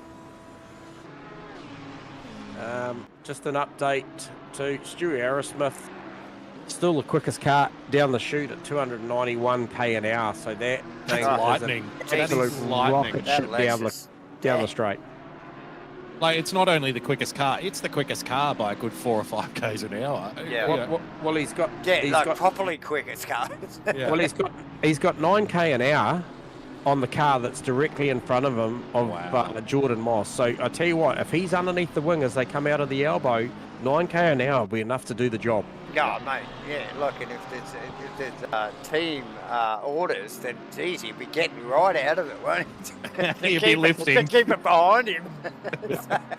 Now, speaking of that battle we're just talking about, and I'm talking about Jordan Moss and Stewie Arrowsmith, just remember that T-Fam, thank you, Firthy, did go in early for his pit stop, and he's out there in fresh air. So be prepared for him to be affected to try and do the undercut of at least one or both of those cars post pit stops. And that could have dramatic impacts for Moss. Let's say that they're, 777 generally don't run team orders. So Arrowsmith, it would be up to him whether or not he wants to make Moss's life difficult. It would be a difficult post-race briefing if you did cost your teammate the championship at the end of the night. But if let's say that T-Fam gets in front of both of these guys and Arrowsmith gets in front of him too, that's just another couple of points. If Shane Fodado can maximise his result here in race 2, it's a couple of points that he just claws back, right? And yeah, absolutely. And an update on the AM Championship, I can tell you, Phil Turner up 8 spots. Yeah. Over Nev Shields, who stayed stationary with his position. Sorry to interrupt, but a drag race. Mitch Campbell, Carter, down Conrod. Got him? In traffic. Oh my goodness, look at this. Antoon behind. Sweeps round through the chase. Very, very nervous through the chase, though. Carter looks nervous. Yeah, so we approach the halfway mark. That's not going to get any easier. Look at the lineup there. Campbell, Carter, and Cole's getting right out of the way. Yeah, here. it's like, I don't want any of this. No, that's well played there by Henderson very, very wide at Murray's. Hendo deep, way deep. And look at the comeback from Carter. Carter wants it back. And Antoon's there as well. So part of the story behind the Turner/Nev Shields battle is Nev Shields has taken his pit stop too, boys. So that is part of the 8th place gain versus Nev Shields' stationary position as per qualifying. Phil Antoon searching for space. And Arrowsmith in the pits as well. And Mia Rose has not shaken Jamie Kosa, boys. That is very much still alive. 0.4 of a second separate P1 and P2 right now. 5 laps in. Yeah, I've just been watching that battle a little bit too, J-Man, and it looks to me like by the time they get down the bottom of the mountain, Mia has kind of extended that gap in front of Jamie. But whether on this part of the track here around the top, going down the dipper, Jamie's closed right back up again. So this might be one that gets done in the pits. Yep, very much so. I agree. Just even the way that they just came off the dipper there, Mia's just stretched that out a bit as they come down to the elbow. So I don't think there'd be too much between the Ferrari and the Lamborghini down Conrod Straight. But No. she definitely did make some gains coming off the dipper. Yeah, we noted in qualifying, didn't we, that Mia's Sector 2 times were just about 2 or 3 tenths quicker than Jamie Koza's, but Jamie Koza conversely, Sector 1 times were 2 or 3 tenths quicker than Mia. So very interesting battle developing here. So with all that shaken out, Jordan Moss down to P7, Fodado still in P3. Is this negating the deficit that we saw in race 1, Rusty? Yeah, it's a good recovery, isn't it? Just a sensible drive here that's happening. Fodado, you know, he really wants to try and latch onto the back of Koza and Rose. That's going to give him his best opportunity, but at the same time, that's a tough couple of drivers to latch onto the back of, right? So if he can maximise his result here, just finish third, he's going to chip away at that. He's going to chip away at that that difference, and if it finishes, like you said, between 3 and 7th, that would basically level out where they were after race 1, because his race 1 recovery was so good. So.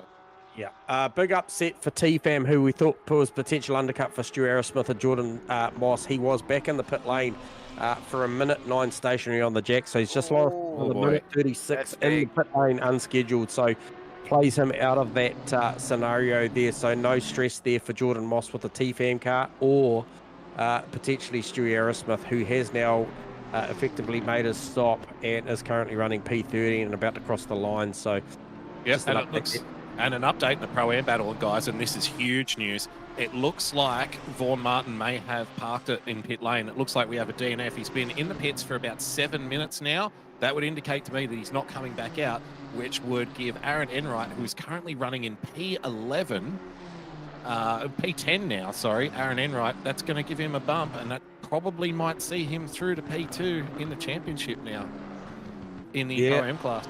Yeah, is Vaughan Martin settling for a podium for the just sorry to interrupt Sorry. there, guys. I just saw something in the background. I think it was Matty T. off at Skyline. Yeah, we might get a replay on that. Yep, copy. So that was very, very close to the Moss car on track too. So you just got to be careful of your surroundings at this point of the race. Matty's been unlucky, was caught up in a bit of shenanigans early on in the race, had to pit, repair some damage, spent a fair bit of time in the pits, if I'm not mistaken, as well. 2 pit stops for Matty so far, so something's gone awry here. Yeah, so bit of hard contact with the wall, keeps the car pointing in the correct direction. So, yeah, lucky to get away with that, but would definitely be carrying some damage in that Ferrari, I would suspect right now. So Looked like maybe just got caught up in a little bit of aero wash there from the Merc in front of us. So yeah. Easy to do there around McPhillamy, such high speeds.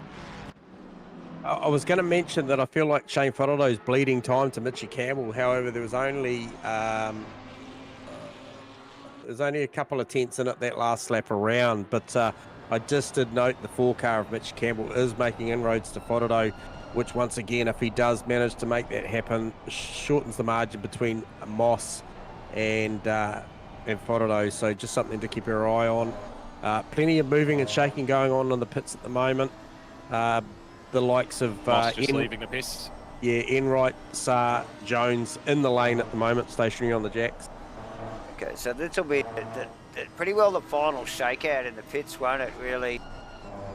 Few Mia Rose, actually, Koza, Fodado, Campbell, Carter, and Antoon all yet to pit up the pointy end, but Turner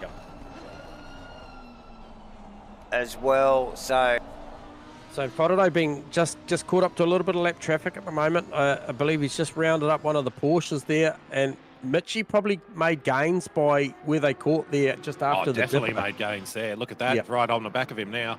Yep, so it'll be interesting to see what the Nissan's got versus the Porsche in straight line speed. I can tell you now that Fodado's terminal is 283, Campbell's is 286. So the McLaren having a little bit more of a slip down the back chute. So it'll put him a little bit closer to Shane as he's tucked up under the big wing of the block of flats. Look, if anybody can get around the sideways nature of Shane Farado's driving style, it would be Mitch Campbell, because he's got a very similar style. But Mitch Campbell comes in to the pit lane and gets out of that. Kosa is also in the pit lane, guys. Oh, Campbell struggling to pull that up. Okay. Really going for the undercut here on Farado. Kosa will be looking for a 5 second here. 2, 3, 4, 5. Very clean. Off and the jacks. 5 seconds and gone. Is that Antoon in the background? Well, yes, in the pit lane. This is your race. This is your race now for the win. It's all up to Mia Rose now. How clean can she be in the pits? That's going to be the race winner decided right there and there. Absolutely. I mean, because if she makes a 6 or 7 second stop, they are going to come out line astern up onto Mountain Straight with the momentum potentially going towards Kosa. So plenty to play for. Phil Turner in the pits now, coming from the lead of the AM class effectively with not a lot of pressure. Nev Shields has pit stopped. He is coming through the chase, currently in P16. So, gee, I'm riding on board with Mia. She is really pushing here on this in lap. Dropped a couple of tyres off at McPhillamy, really putting in 10 tenths here to try and make sure that this is as quick as possible on the in lap. 1 second, the difference between the pit stops between Turner and Shields. Shields with a 5 second stop, Turner with a 6 second stop. So not enough there to make any sort of inroads. But this will be the important one. You'd expect to see Mia in this lap for her scheduled stop. And this is a big and a very, very important stop as you just see her come down. And often this is the case too. How quickly can they trundle down through this fast section of the pit entry, get down to that 49k an hour? Very tidy there, guys. Hit the marks through the little flip-flop chicane that is the pit entry here at Bathurst, and can be very tricky, catches a lot of guys out. Second stop, boys, 5 second stop. Wow. So it's going to be pretty much on the money. Kosa coming around the last corner now. Yeah, I think you're going to find it's going to be very, very close. Oh, gee, it's going to be very close. Kosa's going to come out and see that pink Lambo just in front of him. And it's business as usual. How about that? Beautiful, beautiful. G'day, Warren. Good to have you tuning in live on the stream, mate. You've got the dulcet tones of myself, Rusty and Davo, mate. And I tell you what, it is all ramping up here as we just commenced the last lap of race 2. One more to go. 30-minute one left to go, boys. This is going to be good. Yeah, plenty of racing to go. Mitch Campbell, side by side down the Conrod Straight. Oh, you don't want to be on the outside there. It's up the mountain there. Shoulder OEST, mates. So that puts Moss in 5th and Fodado in 4th provisionally. So a bit of a change of positions there. That'll be an interesting debrief after the race. Look, there's contracts to be re-signed going into season 2. I'll be interested to see how it plays out. As they come up on some lap traffic. I think that is Scotty Rivers, Porsche. Beautiful looking car, that one. Actually. Greeny just ahead of them in the Mitchie's just got through the dipper with him. Yeah, so drew the short straw there, but still very awkward position there as Faraday struggles to get round. Blue flags are very important to mention here, guys, at Bathurst. You've got to be patient here. You can't just fire in on these blue flag, these overtakes here at Bathurst. You risk too much. Yeah. It's not like a track where you got a lot of room and a lot of runoff where you can just kind of elbow a guy out of the way if you're racing for position. You need to make sure that you pick your moment, make sure that you're in tune with the guy that you're overtaking, because otherwise, if you send it up the inside at the wrong place here at the mountain, you're just going to wipe yourself out. And for what, 2 or 3 tenths? Absolutely. As Mia Rose comes across the line to take out the win in race 2. Round 8 of the Asrnz 2024 GT3 Series. Jamie Koza Mitch Campbell in third position. Shane Fronato, should I say, in third. Mitch Campbell in fourth. Jordan Moss in fifth. John Carter in sixth. Stu Arrowsmith in seventh. Lucas Saar. Nice work from Lucas in eighth. Damien Jones in ninth. And Steve Crossland rounding out the top 10, guys. And there's more to come. Aaron Enright. Great result for Aaron. Brad Robinson. This await. Phil Turner. Beautiful. Coming around the final corner with Melling in tow. Steve Melling in one of the match fit cars. What a clean race there from Phil Turner, knowing his position in the championship, bringing it home in P14, staying out of trouble. Neville Shields. Kenny Sinden calling this stuff live. These guys are all in close succession. Bill Jackson, T-Fam audience. It's Mitchell Cole in the pits. Greedy in the pits, Rivers, Hunter, John McDonald, Matty T, Bear Grylls, Nathan Henderson, Vaughan Martin, Tony Spence. Guys, crazy race again. Lap one. Oh, mate, it's good stuff. Well, we'll kick it off. We'll get this thing going again. We'll try again. So we are going to grab a position from each class. Let's get on it. Let's do it. First guy we're going to talk to will be Phil Turner. He was the first car home in the AM class and is doing a great job tonight towards a series championship here. Phil, you got us on comms? Yes, I certainly do. Mate, I tell you what, that was a wild first race. We certainly was up and down, but that one there, you made good that one. Obviously, banking a solid result, P14 outright, and bringing it home a good couple of positions ahead of your nearest rival and Nev Shields, mate. So congratulations. Yeah, thanks. I'll take that all day long. Yep. And hey, look, one more to go. Mathematically, it's got to be getting tight now. Obviously, with the drop round scenario, it was very, very tight. Rusty, I think, had the accurate numbers at the start of this round. What was it, Rusty? 9 points at the start of the round. So you have extended. However, it's not over, so don't put it in the wall, Phil. All right, don't reset to pits, mate. Just make sure you circulate, make sure you finish, and keep your nose clean.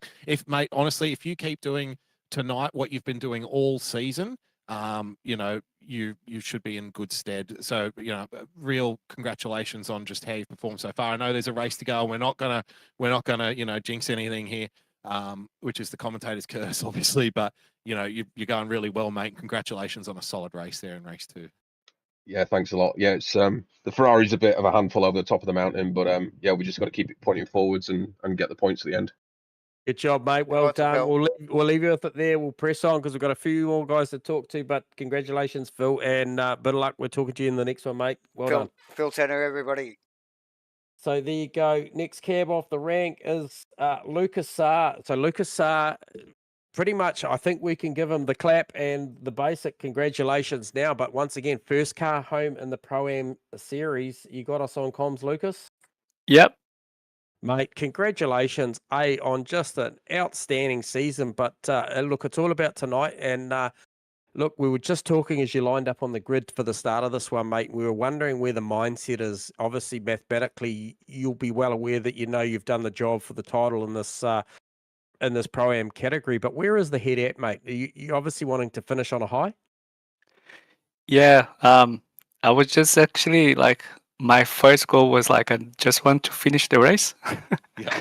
Yeah, because Bathurst, I did some practice. It's just all over the place and walls and everything. Scary. But yeah, but I actually impressed that I could finish both races in a very nice position for me.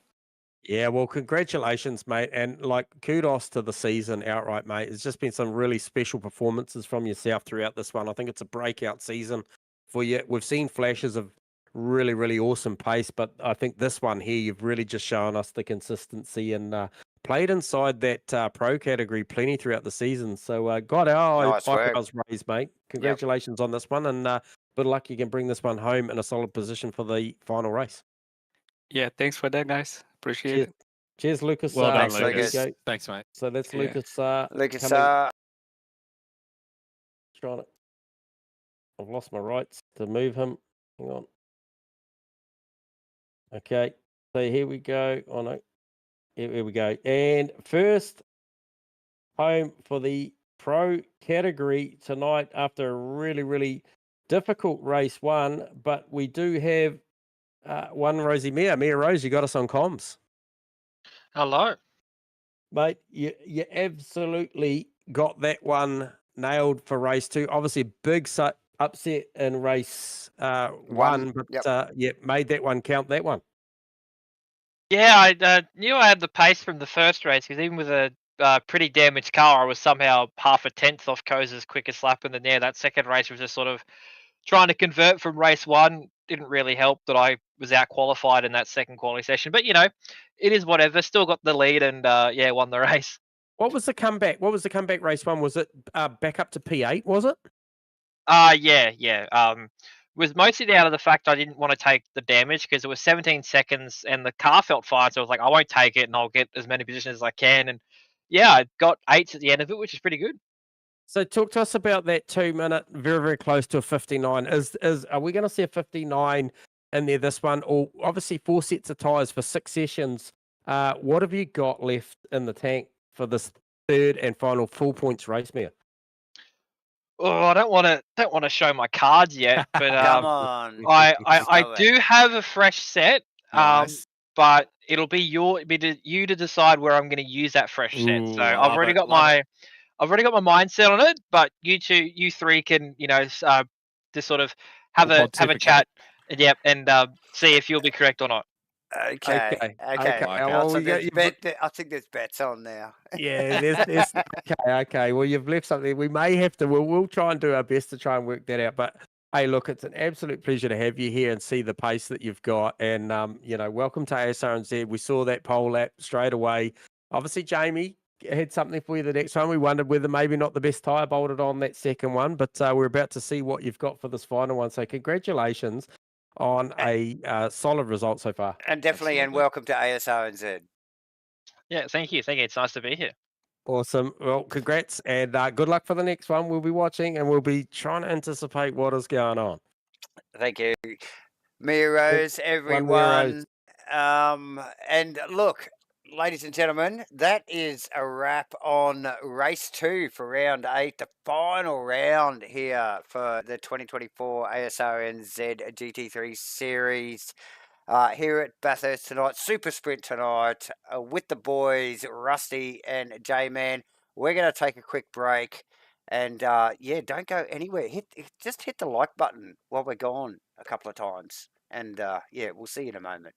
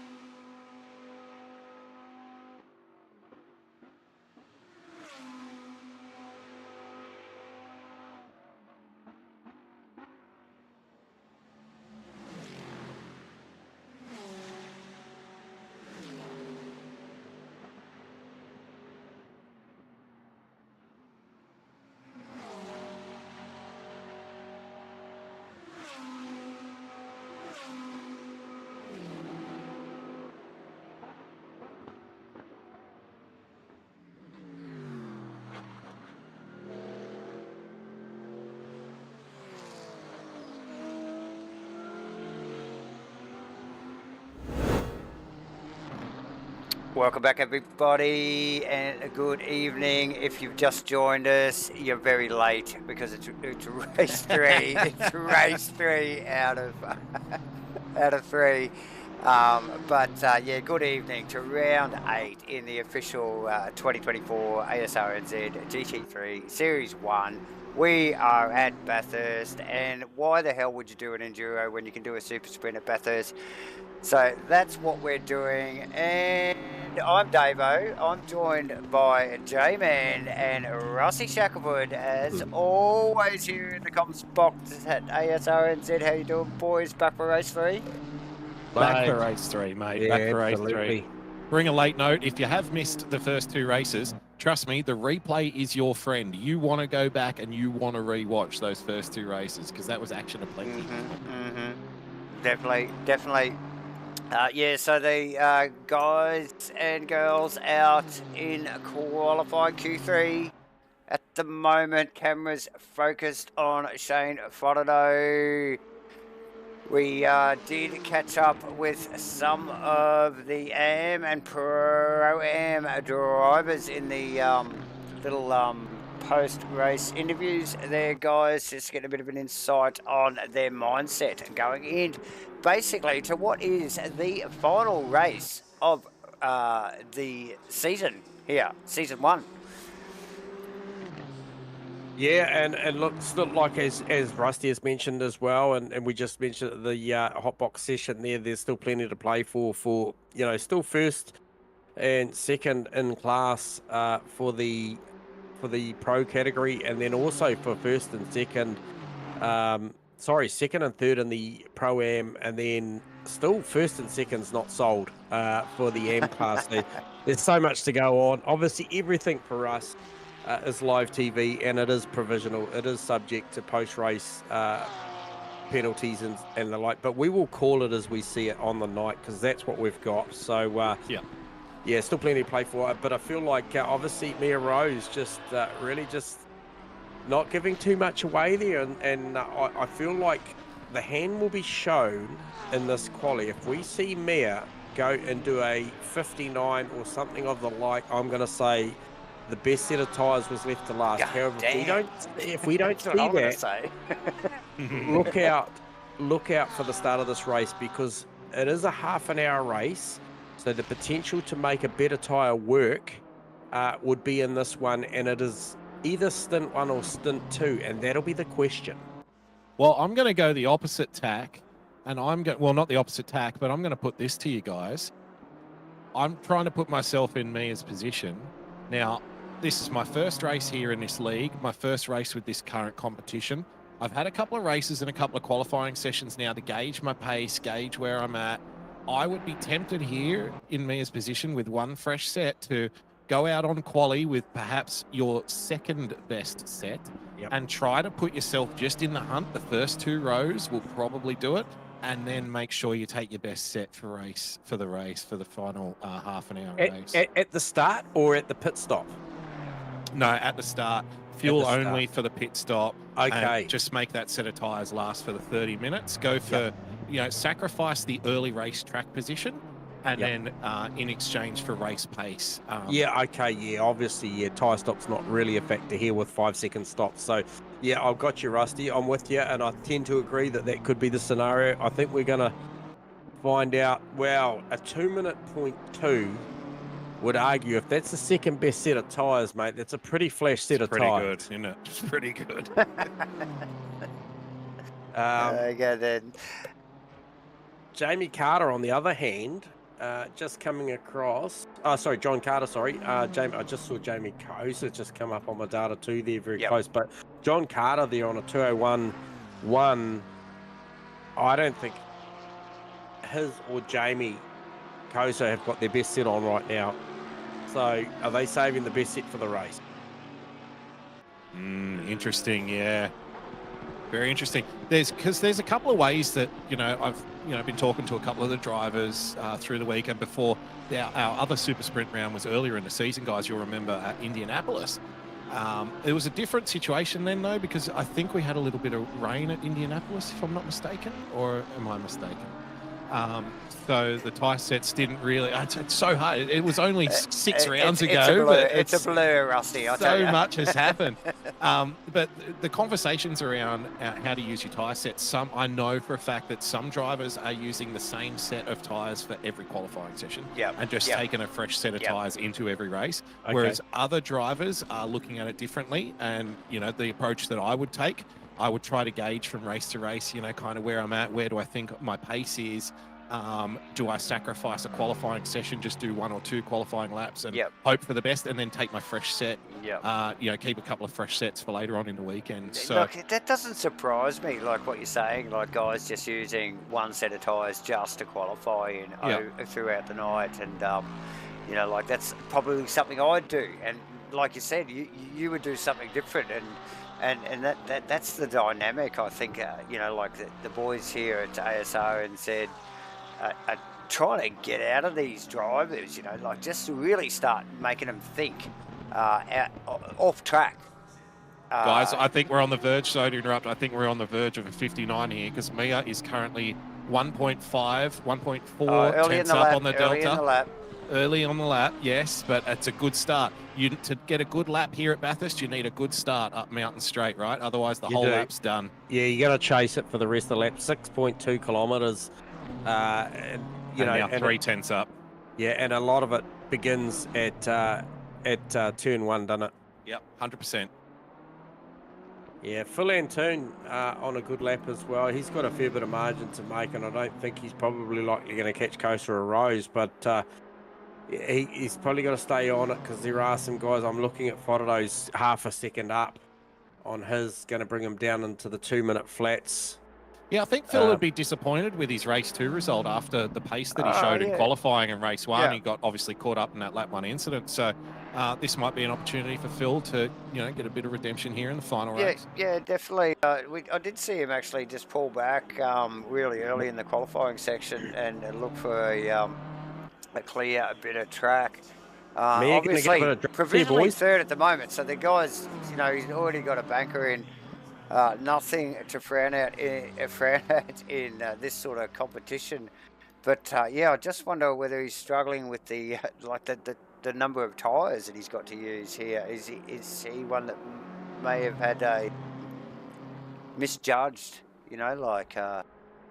his tyre count for the weekend? So anyway, interesting. Mia rolled out of that lap, boys. Stuff. Oh, Mia, okay, so but still a 2-minute 0.65, ladies and gentlemen. Wow. Yeah, well, she rolled out of it, but so did Kosa. So Kosa rolled out of it too. He ran a 2:04.6, so he rolled out of it as well. They're both back into it now. And this is their last legitimate lap that they can take. So I'll tell you what, they were watching the clock, and there was traffic around. There was cars that they were going to catch. And they both backed out of it as they came down through the chase. I was watching intently because I thought Mia was going to get the slip down Conrod Straight on Kosa, and she actually rolled out of it pretty early, probably half straight. And then Mia actually let Jordan Moss through as well. So interesting play, and this is the intent. So I think Mia has got her best set of tyres on. And just in the pro battle, guys, this might be a tyre discussion as well. Shane Foto is currently 5 to 6 tenths up on his best qualifying time, which is currently a 2:01.2. So that's going to put him right, but possibly in the top 2 rows. But his rival Moss is down on the Delta, currently sitting in P10.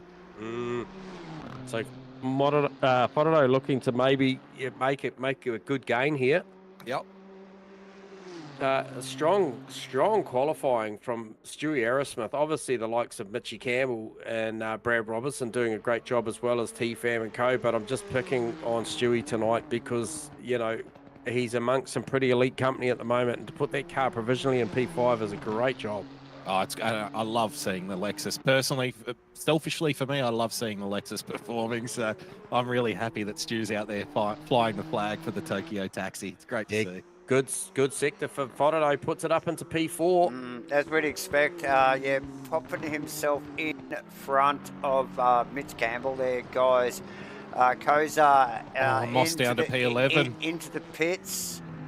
So doing just a quick recce of the pit entry again. before race 3. Mia Rose slightly up on her time. Yeah. No, not enough. 2:01. Guys, I just want to mention here, in the Pro Championship battle, Shane Foddado, great qualifying, finishing in P4. Moss did not get the qualifying that you would have expected. Now, this is where things get interesting here, because this battle is still live. Shane's going to have a good finish, and he's going to have to get a bit of bad luck on the Moss side of the garage. But if I'm Jordan, I don't want to be starting mid-pack here in this last race. P11, he has been starting kind of higher up than that, and that's where we tend to see the accidents happen. It's because the pace of the cars into turn 1 is so much slower than the pace at the back of the car, at the back of the grid by the time they get to turn 1, right? So you're in the middle, you're just squeezed up between a rock and a hard place. He'd be nervous, I think, at the start of this race. Yeah, absolutely. And it's about looking at your surroundings, as you just mentioned, about, where you want to be. But like, I'm looking in front of him, Henderson and Pham, Robinson and co being incredibly good performers tonight. And we just mentioned about Stu Arrowsmith finishes out that quali in P7. That's not a car you're going to pass down the Conrod Straight. You're going to have to try and do it somewhere else. So I'm looking at the scenario of Moss, who actually just gets put down one more spot down to P12. Now, I just think that, the prospect of moving forward is particularly difficult if everybody has a clean start for Jordan now. So if Foddado up in there in P4, he's going to be under threat from Mitchie Campbell off the start. John Carter's obviously also a great performer. Phil Antoon, hard guy to pass. So Foddado's potential to move forward's probably as hard as it is as if he's going to go backwards. So plenty to play for the top 2 contenders. Well, yeah, let's say the race ended before it starts, right? Let's take the positions as they are now. Foddado in 4th, Moss in 12th. That is 16 points in the championship. Now, Foddado needs more than that to overcome the gap at this point. But we mentioned starting down in P12. I mean, you've got trouble in front and trouble behind, right? That's probably the worst place. You'd almost rather be starting at the back of the grid, so you can at least see what's happening in front of you. Nervous times here. Just got a clean start. Moss would just be praying for a clean start here. Yeah, as you just heard, so still plenty to play on for. Just looking at the likes of Phil Turner, who we just talked to post-race there, doing a great job. P20, was it P22? P21. P21 for Turner. Nev Shields P25. So, look. He'd be happy with that. He'd have to be happy with that. And, just a special match. I know we mentioned it during the interview on the Hotbox, guys, but can we just take a quick moment to, give Phil Turner a pat on the back for this season that he's had in the AM class, running in top 10 overall in the championship, consistent performer. He's really kept his nose clean throughout the season, and it's difficult to do, from race to race with the setup that we have here with super sprint rounds, enduros. Remember earlier in the season, he's had some really great strategic moves in regards to, remember he ran the full length of the race at Coda. In other rounds, he's just played it really smart. So it's a good study here at Asrnz. If you are, if you're not in the pro class, if you're in pro am or if you're in the am, that doesn't mean you don't have to build a championship, right? Yes. And Phil Turner has shown, this season just how good he is, how clever he is at building a championship, putting a championship together, and putting yourself in a position to take the prize at the end of it, right? Absolutely. So, look, without going into detail about the amount of did not starts or DNFs and stuff, when you look at his average position, you could call Phil Turner's average position, say, I think probably 18th, 17th or 18th, right? Yep. You've got a good, I think, a dozen pros, 10 pros consistently. You've got a consistent 8 pro-ams consistently turning up. So, to be inside that top 20 week in, week out just really speaks volumes, as you just mentioned, about the job that he's actually done. Yep. To be there. If we cast through his results, round 1, 19th, 18th, 16th, 19th, 17th, 15th, 20th, 13th, 18th, 15th, 18th, 16th.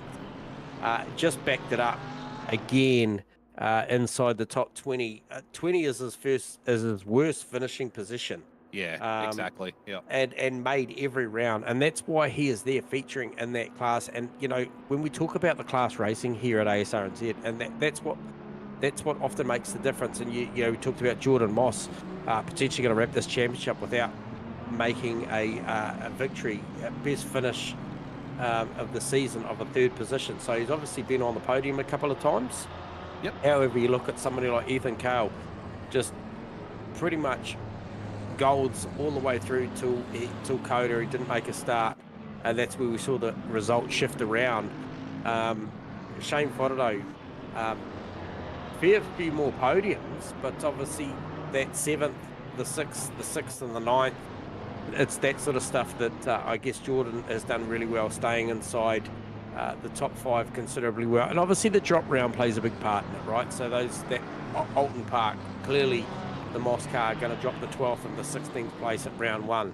So plays a big part in it. However, Shane Fodderdo, 16th and a 3rd at round 1, that's likely going to be the same round. Makes it very, very, very tight in the championship. So, but back to Phil Turner, incredible result, as is a Lucas Saar there, playing inside. Oh, Lucas Saar, phenomenal season. And you mentioned Ethan Cale. Consistently. You mentioned Ethan Cale too, J-Man. I just want to touch on that. As you mentioned, stellar results throughout the year. A lot of gold, a lot of round wins, a lot of race wins. Ethan was incredibly unlucky because he did miss Coda, but then he also had technical issues at the other Enduro. And if you miss the Enduros in the championship, the way the championship's structured, that's going to have a huge impact on your points total.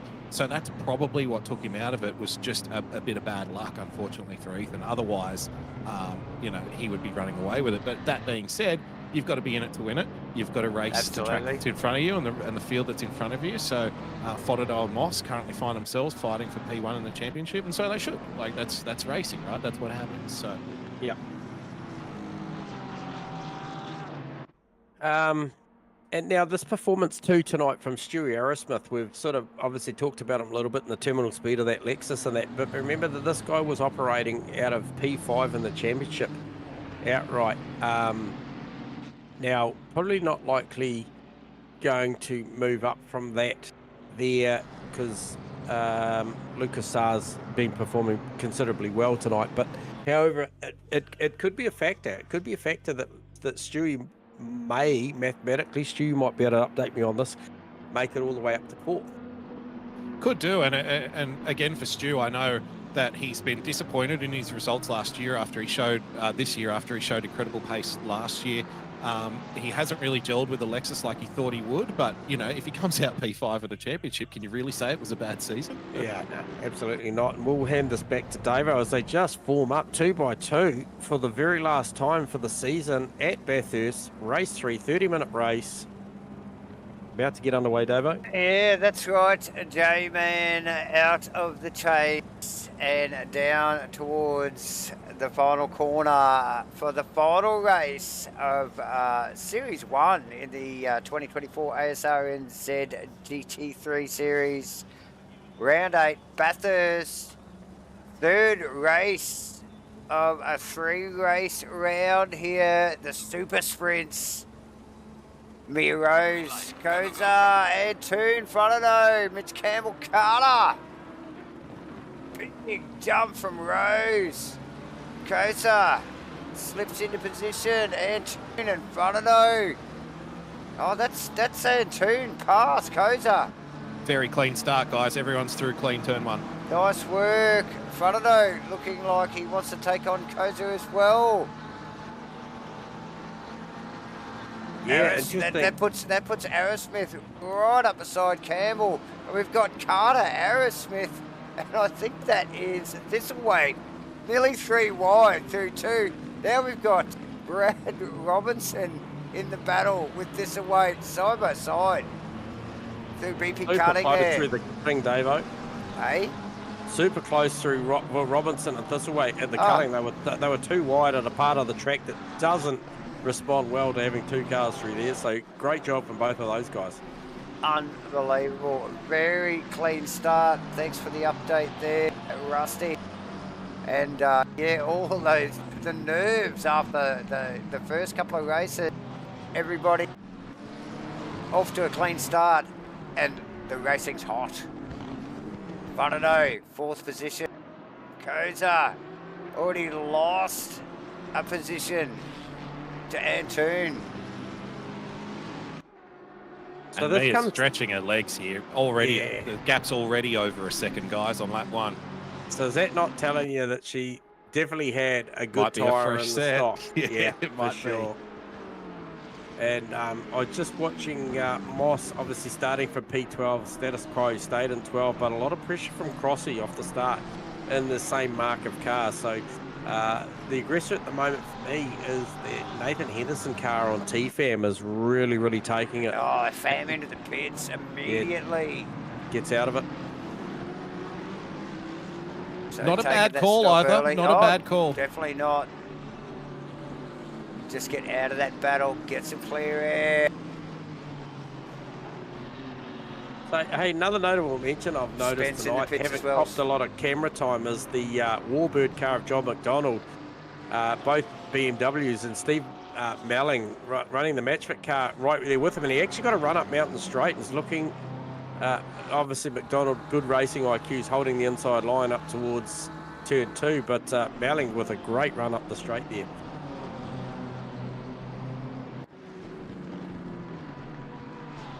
Yeah, great to see JB back in the field. Long time consistent performer here at Asrnz. You know, a favourite of the community and a crowd favourite as well. Obviously splitting his commitments this year, isn't he, between sim racing and getting out there on the real life stuff. So it's always good to see JB back, and obviously also a part of the Matchfit family as well, the extended Matchfit family. Oh, absolutely, so, yep. Absolutely. As we see it. The old Warbird get a little bit wild across the top of the mountain. Yeah, makes way, and the Matchfit car gets through. And the other battle I picked up that's a spicy one too is the Steve Crossland, as I mentioned at the start of this one. Got a great jump, and the Jordan sort of pulled away, but Crossland right on the back of Jordan Moss. Definitely, and these two guys really know their Porsches. Yes. Mossy and Crossy. These guys, they know how to pedal the old V-dub, and they know the way these things like to be tickled, and this will be a great battle between Steve Crossland and Jordan Moss, 11th and 12th. Great start from Stewie Aerosmith to hang on the back of Mitch Campbell there. Brad Robinson down the inside of Thistleweight.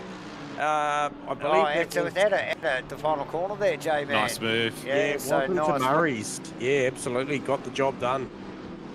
Very effective pass down there. Just a little bit wide there for Thistleweight, and Robinson just pounced on it straight away. That's his, and that is Nathan Henderson just in behind that battle. Actually, looks like Thistleweight wants to have another look at that. Yeah, it'll be a long way around the outside of turn 2. Robinson will be awake to that. Brad, also this season, guys, changing manufacturers into the Merc. I believe it's the first time he's driven the Merc competitively in league racing. It's taken him a little bit of time to come to grips with it, but I think you've seen he's just slowly progressed throughout the season, and now he finds himself kind of on pace where he would want to be. So, have you talked to him about what he thinks about the Merc? Does he swear a lot when he talks about it? Oh, he was definitely swearing at the start of the and year. Mitch Campbell, and it's in the air.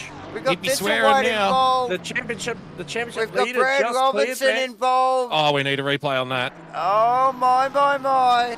I saw that was just a little loose. I was watching I was about to mention to you both about the intent for Stewie on Campbell, and then it all unfolded, and Carter ended up there at the wrong time. So I'll leave that replay to you, Davo. Oh, we're trying to get on it here. Oh, there it is, ladies and gentlemen. Oh, come up unstuck there. Oh, could you imagine the onboard with Moss as he comes over the rise and sees that in front of him? The Carter car rolled. Yeah, Carter car rolled, and we also saw Lucas Saar coming in late there too, and just having a bit of a lose as well. So unlucky for him as well. Big mix-up in the field. Enright also able to slip through that, I think, as well, maybe. Oh, my. And So, I'll tell you what, as you mentioned, Rusty, Moss's eyes would have been like dinner plates, but now they would have settled because he's actually rolled out of that a good 4 places to the tune of the better in P7 with Fodado only just up the road in P4. So that was a super lucky net gain for Jordan Moss. Wow, what a... If he had have arrived at that accident 2 tenths earlier than what he did, the championship could have been lost in that moment, right? Yes, yeah. yes. Incredible stuff. And you need luck. Luck needs to be on your side. And there's for that always- moment, the seas parted, didn't they? there's Those always- cars were 3 wide across. They were blocking the track, you know? They just happened to part at the right time. Incredible action. Yeah, it was. And amazing stuff. Turner in the lane. So Phil Turner in the lane got a 9-second stop, remembering that he's still engaged in that battle with the likes of... So yeah, I think it was, and Carter, Brad Robinson was involved. Yeah, he was. There was just, it was a mess of cars there.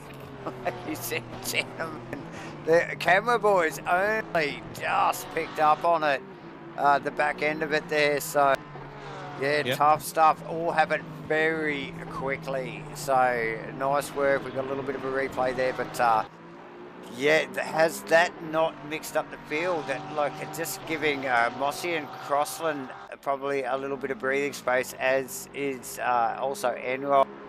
But yeah, just that top end of the field now was a little bit of a gap. So yeah, and I think Mia Rose has answered the question that came out of the to say. Yeah, absolutely. And I believe the best tyre has gone on for the end, because you wouldn't be out there being the only car running in the 2-minute flat bracket. 2 minutes 2:797 is the fastest lap of the race from Mia Rose, and that tells me that that car has got a good tyre on it, because Kosa and Toon behind are in the 2:01 bracket only just, but as Antoon just comes up around Brad Robinson as he exits the pits. Kosa right tucked in beside and behind Antoon as they run around turn 2. Here, lap 4, final race for the Asrnz 2024 GT3 Series 1. Plenty more racing to come this year for Asrnz. Stay tuned. Discord links are in the description. Hit the like button. Click the Discord link. Get involved. Yeah, and if you're just stumbling across this channel now and you want to get involved, Season 2, the planning has already begun. So it's not going to be long until Season 2 rolls around. And as you can see from tonight's action, we have racing up and down the field. You don't have to be the quickest one out there. You'll have someone to race against, and you'll have a championship to fight for. So, get involved. absolutely. And speaking of getting involved, we've watched this battle throughout the night. I'm going to pick on the 96 car of Aaron Enright. Rocking a new chassis for the season. Obviously, big changes for 2024 for Aaron and his family, and he's out there doing a great job. And I believe the job that he's done tonight, currently running P9, looking to swap for 3rd to 2nd in class, in the Pro-Am class, with Vaughan Martin, has been a very successful night here tonight for Aaron Enright so far, because he is, as I mentioned, P9, Vaughan Martin is P15. I think all the damage was done potentially in race 2, but eye on the prize for Aaron Enright there in P9. Definitely. There's a little bit of an official, unofficial breakfast crew thing going on between 9th, 10th and 11th there with Enright, Steve Melling and John McDonald, 9th, 10th and 11th respectively. With Steve Melling in the 10th. With Steve Melling in the 10th position. So yeah, nice work from those boys. And that position has changed 3 times since the start of this race. Yeah, that does not surprise me. If you go back a lap and a half ago, McDonald was actually in front of Melling again. Now Melling's back past him again. So a lot of toing and froing there between those 2 cars. Definitely. Yeah, a lot of toing and throwing going on. Actually, all the way through the field, just behind McDonald, actually, is Neville Shields and Damien Jones and a couple of Nissans. And they're running hot, and they're just sitting on the back of that pack. Then a big gap back to Martin, Greeny, and Tony Spence, Phil Davis, and Phil Turner. So Mitch Campbell in the pit.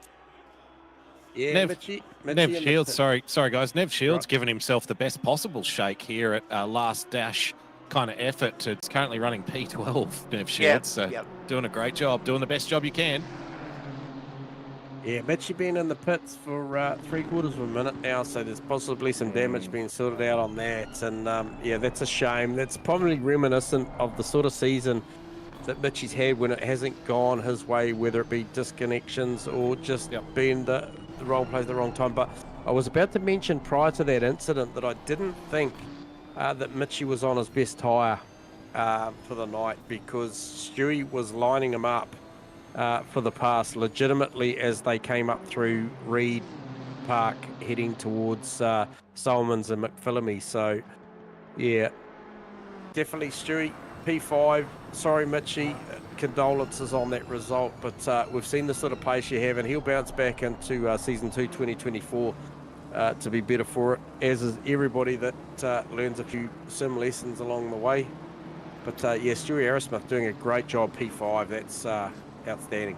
Absolutely, as we see John McDonald in the warbird, into the wall on the way into the pits there with Nev Shields just tucking in behind him there. That car definitely down to speed, I would suspect, for the pit entry. Special mention to Damien Jones here in race 3, currently running P11 in the other Nissan in the field, having a fantastic outing. Yeah, well, he was actually just tucked in, or just had taken Nev on the way down Conrod, and then Nev ducking into the pit lane, as was John McDonald, who was right in front. So yeah, Damien Jones just picking up a couple of positions there. Nicely done. You mentioned Aaron Enright earlier, J-Man. If I could just take a moment to mention Aaron, I think, you know, you mentioned he's got a new rig set up. There was a lot of life changes happening for Aaron. And I think that was kind of reflected on track. If you cast your mind back to last season, Aaron was running, you know, at the pointy end of the field. And I think he'd probably be the first to admit that his results haven't been what we would have expected at the start of season 2. So now, you know, we're getting to the end of season 2, obviously. And it's good to see Aaron running back kind of up around where you would expect him to be. So, you know, good recovery over the course of the season. We're just going to try and pick up on a replay here, guys. Mia Rose falling down through the field here. We're just going to pick up on a replay here. She's coming across the mountain, across the top of Skyline. Big hit, big, massive hit. As she runs down off Skyline through the dipper. Car well damaged. Oh, that's a Koza. huge hit. Oh, that's nasty. Right behind Mia and Antoon. This is going to shake this race. There you go, Antoon in the replay. Antoon and Koza passed. Yeah, so Mia is in the pits and already 12, 13 seconds in, so repairing that damage. Like you've often mentioned, Davo, penthouse to the shithouse. Mate, it in a nutshell there for Mia Rose. Unfortunately, fronted her around. Well down. Just and she unfortunate stuff there. The mark, mate. It had come down from a 2-minute 0.7 to a 2-minute 0.6, so the car was super quick, but just disconnected on the way down the hill, mate. So yeah, pushing hard, and we saw it do it in the race before, race 2. Very quick and really pushing through to the limits, even when, you know, look, it's just probably no need to. Well in front, so. Oh, you got to have a crack. It's the last race. I know. Go out there, go get it. We're racers, are we? Jesus. Wash my mouth out. Dave, what do you say? And you know, the funny thing here is that this has put Jamie Kosa basically in the same position that he was in race 2. Now he finds himself a second behind the leader. It could come down to pit stops. It's not a second at the moment. It's a lot less than a second, yeah. But, you know, following someone, race 2, here we go again for Jamie, right? Yeah, look, to be honest, I almost thought just past the half race mark, that might have been the spot to just go and take that quick splash and dash, look for that 5-second accurate stop and get out from underneath the wing of Phil Lantoon and try and do it on the pit lane, because look at that, there's the first of the lap cars that they've come up on is the Porsche there. So there'll be a bit more of that as we go on, as a good push into the field now. I think as far back as far up as potentially Tony Spence and P11 have made their pit stop. So the further this goes on at the pace that those top two are running, and they are running in the 201, low 201s, versus maybe when you get to 11th, the Tony Spence running in the 203s, you are going to catch these guys. So something to think about, you know, this pit stop in this final race will be critical for the likes of Antoon and Kosa, and I don't think he needs to follow him into the pits here. I think he really needs to do it either a lap before or a lap after, and it's all about the entry as he rubs the wall up, coming across the grate up through. Easy. Yeah. Aerosmith in and out of the pits there, guys, as well. Oh, there's another whack there from Kosa. Yep. So, well, you can't tell me he's not trying. Yeah, pushing it to the limits, these guys. Kosa really pushing hard to stay in touch. These guys yet to do their compulsory pit stops in this final race. A little over 12 minutes to go. Will this be the lap?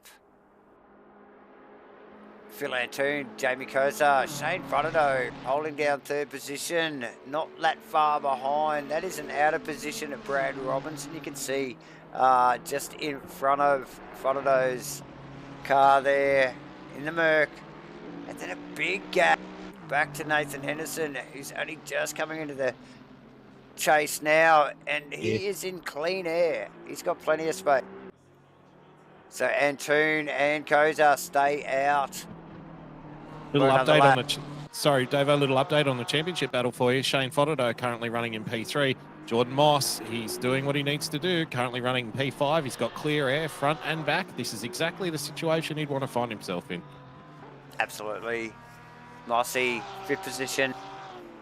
Just in clean air, like you mentioned, in behind Hendo there. And yeah, just perfect run here.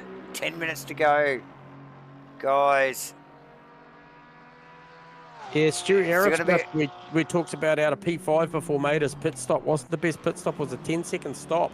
Ooh, and the race case of Damien Jones in the Nissan that was effectively in that hunt as well, as was Vaughan Martin. I think, Vaughan Martin wasn't. It was Jones and Enright, I think also. Yet to stop, but 10 seconds. I tell you what, 5 seconds in the pit lane will be a hard one to bleed back. Yep, yeah, definitely. I think, so Damien Jones, oh look, Aerosmith's right behind him. Aerosmith's done his pit stop.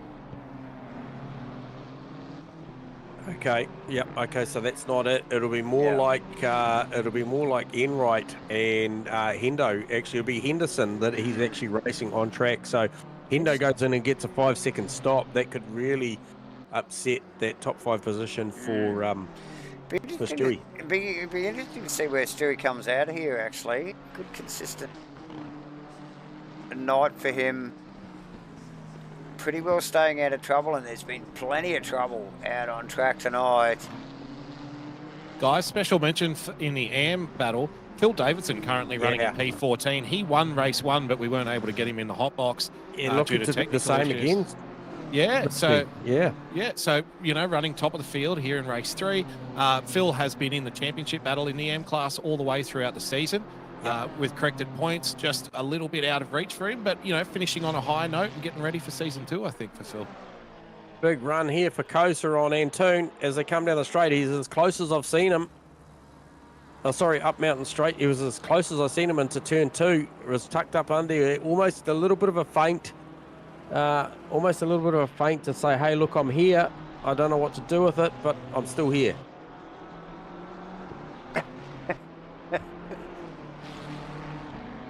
Gee, the Beamer looks really planted across this section of the track, doesn't it? Like, it looks well across in the control. top. Look, Yeah. both of them look pretty bloody good, to be honest. Kosa, we've seen tag the wall a couple of times there. Yeah, he's pushing. Yeah, look, obviously unsighted and still pushing very hard to stay in touch with Antoon. Look, Bathurst, not the easiest place to get across, unsighted. Bit of traffic here. Yeah, So- this is the second time they've ridden it. well out of the way there. That was many Scotty laps. Rivers there, just Yeah. out of the way smartly, and very well done from Rivers to let these boys pass pretty well uninterrupted. Yeah, in a hard place on the track to do it Definitely, as well. definitely. Melling Jones is a battle that'll have to be pretty accurate when they make the pit lane attendance too, because there's not a lot between them on track. Jones looking up the road at the match-fit car. Oh, Jones incredibly sideways across as he headed up into Skyline there, so he's definitely pushing hard to try and catch the Melling car. And we see these front two once again press on down through for another lap with 7 3/4 minutes to go. They're going to push this thing right out to the end. Still Definitely. the better part of the top 8 cars haven't stopped. 9 cars if we can include Vaughan Martin in that battle as well. It's a fair chunk of the field actually, J-Man. So Yep. yeah, a little bit of a mix-up, obviously in race 1 and 2 with the field for one reason or another. A little bit spread, so it did change it up a lot. But didn't we see some early pit stops in race 3 here already? T-Fam, I think, at the end of the first lap. Yeah, that's right. Fired in the first lap, got some clear Yep. air, took Tony Spence with him, if I'm not mistaken. So it's worked out well, I think, for Spence, currently running Spence, in P11. yeah, not so much. Oh, where is Fam? I can't even see him. Few retirements, guys. He probably got 6 retirements Was he? at the back end of this one. So, yeah, battle of attrition. Which Trying to is beat the Bathurst. traffic home. Yep. Yep. Loaded on the trailer, beat the traffic, get out of. It can be deadly getting out of early. Bathurst. Yeah. But there's a real game of chess going on at the top end of this one between Antoon and Kosa. I tell you what, I think I feel like Antoon's got the slight advantage at the moment. Obviously, he's got track position, but just given the nature of, you mentioned earlier, Rusty, the BMW looks solid. We've seen Kosa tag the wall a couple of times. This will come down to a battle on pit road, and I expect to see it in the next 2 laps. Yeah, I think Antoon's definitely got the better rubber under him right now. Well, they don't have much choice, do they? They've only got a couple of laps, and then they will run out of time, won't there's they? only 6 minutes to go, Yeah, so yeah. so won't be this one, likely to be the next one. I wonder if Kosa's just waiting to see here when Antoon goes into the pits, if he's just trying to follow him in. It sort of looks like it. He looks like he's just stalking him in that black thing. Yeah. Doesn't it? It's just like, where do we go, mate? Well, you might be thinking that your best chance here is to just stay in the guy's mirror. Like J-Man mentioned, the Beamer does look a little more planted over the top of the mountain compared to Kosa's Ferrari. So I'm just wondering if he's thinking, I'm just going to stay in his mirror. If he comes in, I'll come in. Just keep the pressure on and not give him, 1 or 2 laps of clear air running on his own where he's not checking his mirror the whole time. Yeah. Jones a hell of a lot closer to Melling now. What has the Nissan got down Definitely. Conrod Straight? Well, let's have a quick look out of the passenger seat of Damien Jones's car. It looks like he's got plenty on the BMW, J-Man. Pulls out. Up over the crest, out. Oh, this can get nasty here. There's a little bump on the inside. You've got to be careful, pulls out of it. Yeah. Oh, he fakes back to the inside, looks to tuck it down there. There was a couple of moves from both drivers there. Beautiful bit of driving on both of them. Very nice stuff, boy. Yeah, great piece of driving. I thought for a minute. Steve-O runs deep. Yeah, he does. That they may have been making inroads to Crossland there, but no, not so much there. Not now they're engaged in battle, but But I'm watching Jones, with interest. Yeah, Jones just steps out of that. Just lets Steve-O there just regather himself a little bit. And, It's very charitable of him, isn't it? Well, it's okay. It's okay. They're enjoying the race. There's only a little under 4 minutes to go here. Lioness down to 1 and 2, and they're going to come to pit lane. No, they're not. Yes, Koza there does. you go. Koza just like, that's it. I'm going in. Oh, just Gets a good line in too. his way in. Right on the 50k an hour too, as he crossed the entry line there in the pit lane. He did. It was perfection.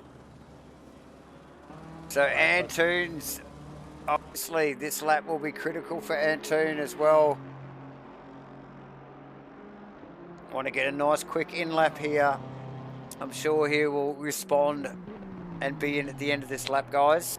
5 seconds for Koza. This is as fast as you're going to see. We haven't seen anything quicker, have we? So. No.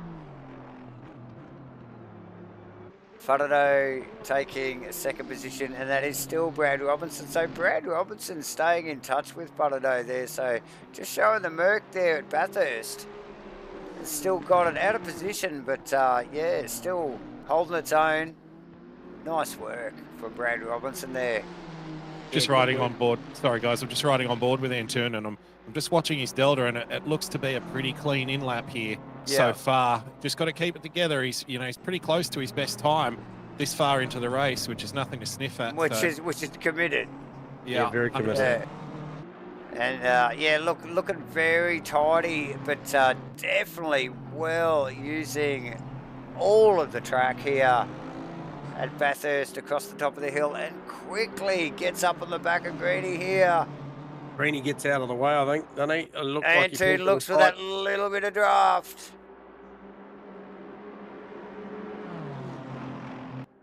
We will stay on this. And Faraday, you can see 2 minutes the to go. distance there. Faraday has to pit as well. Faraday in the back. Antoon stays out. No. Goes in late. Goes in late. Leaves it late as. Similar line to Koza in the entry. A little bit shallower on the thing. He's tucked it right down to the left-hand side across the lane. Yeah. Will that be enough for Koza to sneak in front here with the undercut? It could be. It could be. Oh, Koza's a little messy through the chase. Loses a 10th or 2. Oh, this is going to be close, guys. Coming around Murray's off now. The jacks, gets away with a 6-second stop. So 1 second difference 1 between second. Koza and That's Could be the enough. game here. Here we go. Helicam on Phil Antoon. 1 second. There it is, ladies and There it gentlemen. is. Oh, Koza! It's This is close side by It's side.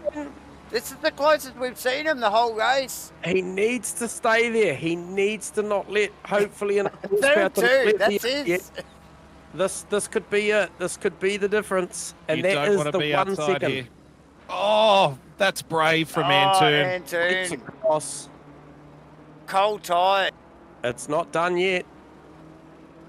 Oh, Oh, How That was brave the was moment. that, though? Sticking it round the outside, yeah. going that was really deep on the brakes. It's a big move. Huge commitment. great battle. Fantastic to watch. These guys at it right down to the wire. This is the final lap. Because going into that turn, guys, coming out of the pits, your brakes lose temperature when you're on the jacks. Jones, turn 1. Oh, Melling sweeps across. Jamie already So had a lap close. under his belt. Phil had no idea what his No, brakes were going to be no, like when he got there. Nah. No, you're right. So brave move, like you said. And it's right down to the wire here. These guys, what a class act from these two. Jones gets up the inside of Melling, turn 2. He's got it done. He has got it done. Koza's winding up here down the bottom of Conrod. Oh, it's looking agitated. Oh, he shows the nose. He did show on the the nose through way the in chest. and on the way out. It's going to be full defense Oh, here from Antoon! Antoon. Jeez. Here we go.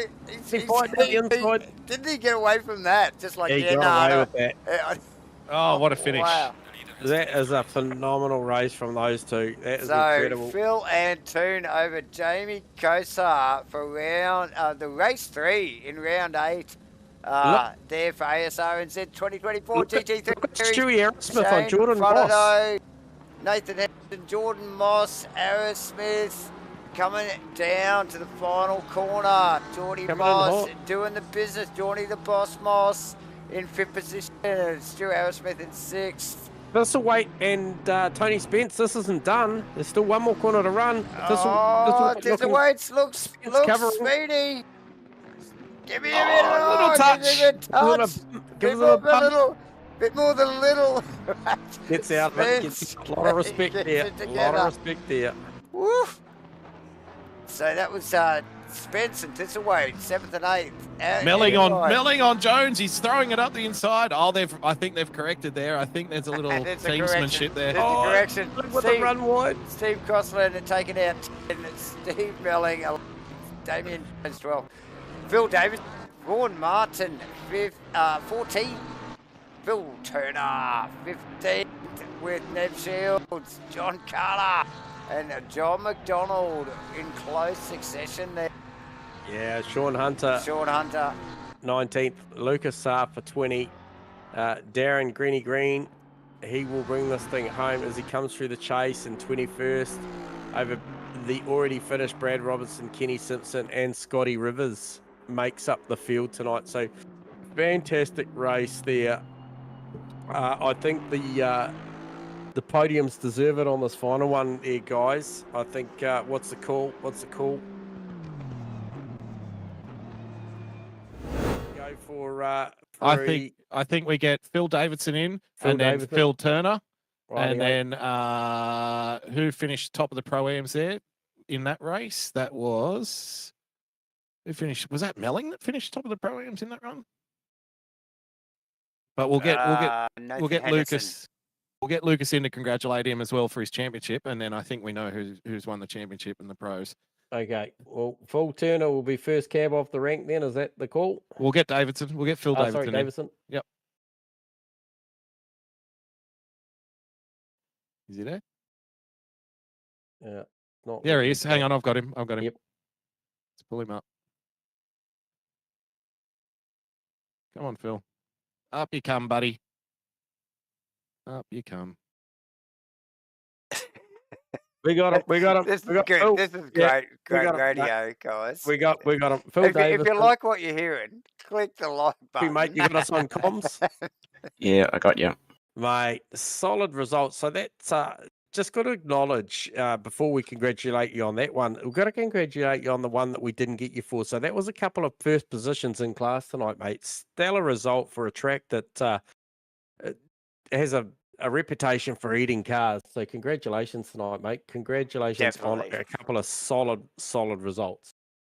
Yeah, I have a love-hate relationship with this track, and tonight it showed me some love for race 1 and race 2, but race 3, but yeah, 2 not so much, but yeah, great racing. Yeah, she's an evil mistress, mate. Bathurst sometimes. Oh, yes. She'll kiss you 1 minute and then slap you the next. You were right in the champion. It's a great way to finish off the season for you, Phil. You've shown tremendous improvement this year. You've had some great results. You were right in the championship all the way up to the end, but like I said, a great way to finish off the season and looking forward to season 2, I guess. Really looking forward to season 2. And of course, a few other series that we've got coming up. But yeah. Well done, mate. Well, I'll be seeing you at Nordschleifer in a couple of weeks. Myself and Phil are sharing a car together around Nordschleifer. So awesome. There you go. A little bit of inside goss for you, but yeah, there you go. Great work tonight, Phil. Well done. Yeah, really mature drive, Phil. Really happy for you, mate. A solid result tonight on what was, even for some of the really quick guys, a really challenging night. So congratulations on that, mate, and looking forward to what you got next season also, mate. So congrats, and we will talk again soon. Cheers, guys. Before I go, I'd like to thank Pinky, but Brains Fried, and Acme Labs. Cheers. Well done, mate. Well done. Good work, mate. Well done. So there you go. Unpaid plug. insert here. Phil Davison. Yeah, So nice work, Phil.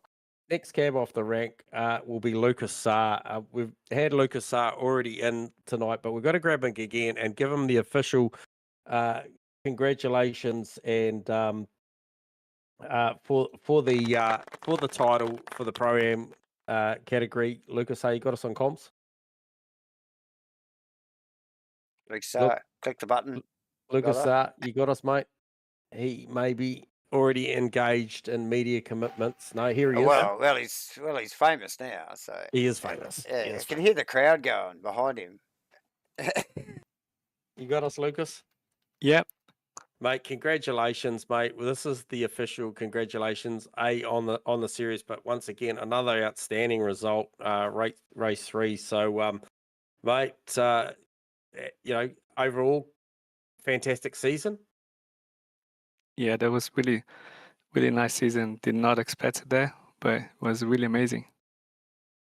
Mate, I'm really happy for you. Consistent top 10 results, mixing it with the pros, and as a Pro-Am class driver myself, I know it can be difficult sometimes when you find yourself with the pros around you. They're pretty racy, they're pretty aggressive. You're often watching your mirrors, but you've handled yourself with aplomb, mate, and brought it home and basically dominated the championship. So very worthy championship winner this year, mate. Well done. Fantastic. Thanks, man. Appreciate that. Yeah, it's really difficult to drive around the pros, I can tell. Yeah, well, look, mate, we were analysing the consistency in the results throughout the season for you, mate, and you played inside the 10 at times, and certainly well inside the 15 consistently. Of what was, every year we go about this here, and obviously we're heading into in our 9th year at Asrnz. This field just keeps getting stronger and stronger. So these class wins don't get any easier, and to do it in the fashion that you did it, it was certainly outstanding, mate. So congratulations. Thanks, guys. All right, mate. That's Well done, mate. Lucas. Well done, Lucas. Let's Congrats, grab and let's grab Phil Turner, eh? The championship, the AM championship. Yep, we'll grab Phil Turner. Phil Turner, you got us on comms? Sure do. Mate, well, there you go. Yeah, you can hear the crowd, mate. They're applauding the result, mate, because we believe you've done enough to do the job and wrapping up that title, mate. So haven't been here that long. Banked a couple of good seasons in, but yeah, tick the box on that one, mate. You'd be happy with that? Yeah, really pleased. Thanks to all the boys at OES for taking me under their wing. Thanks to Davidson and Shields for the close racing all season. It's been a riot. It's been really hard fought, and everybody's raced real clean. Yeah, nice work, mate. No, I definitely, once again, we mentioned to Lucas, we analysed some of the results that he had, and also yourself, mate. Consistently, I think inside worst place finish for the year was a 20th, but comfortably inside that very consistently. So, certainly a breakout season, Phil. I think only big things coming for you, I think, with sim racing going forward. So congratulations. Yeah, thanks. I got off to a slow start at Alton Park, but I've kind of stuck with it. And then Coda, the endurance race where I could run the whole race, kind of gave me a good points buffer. So it's really helped. Yeah, and you've really shown how to build a championship. Speed wins races, but consistency wins championships, Phil, and you've shown that this year. So absolutely stellar effort. Really, really clever racing at times. Your strategies have been, perfect, basically. So, congratulations, mate. Very worthy winner. Thanks a lot. Cheers to all the team at Asrnz as well. You put together an awesome package, and it's such a good tournament to be involved in. Good on you, mate. Awesome, mate. Appreciate it, mate. And I'm sure you'll enjoy that one back on the playlist tomorrow at work. So well done, Phil. And we'll talk. I'm going to go watch it now. Yeah. No sleeping tonight. Yeah. Good luck for work on Friday, brother. Yeah. So cheers, there you guys. go. Cheers, Phil. So there you go. You have Phil. And now we've lost Mav. I think Mav's dropped out. Okay. For Lantern. So I think we know who we need to be talking to. Oh yes, definitely. Yeah, I think the one, the only.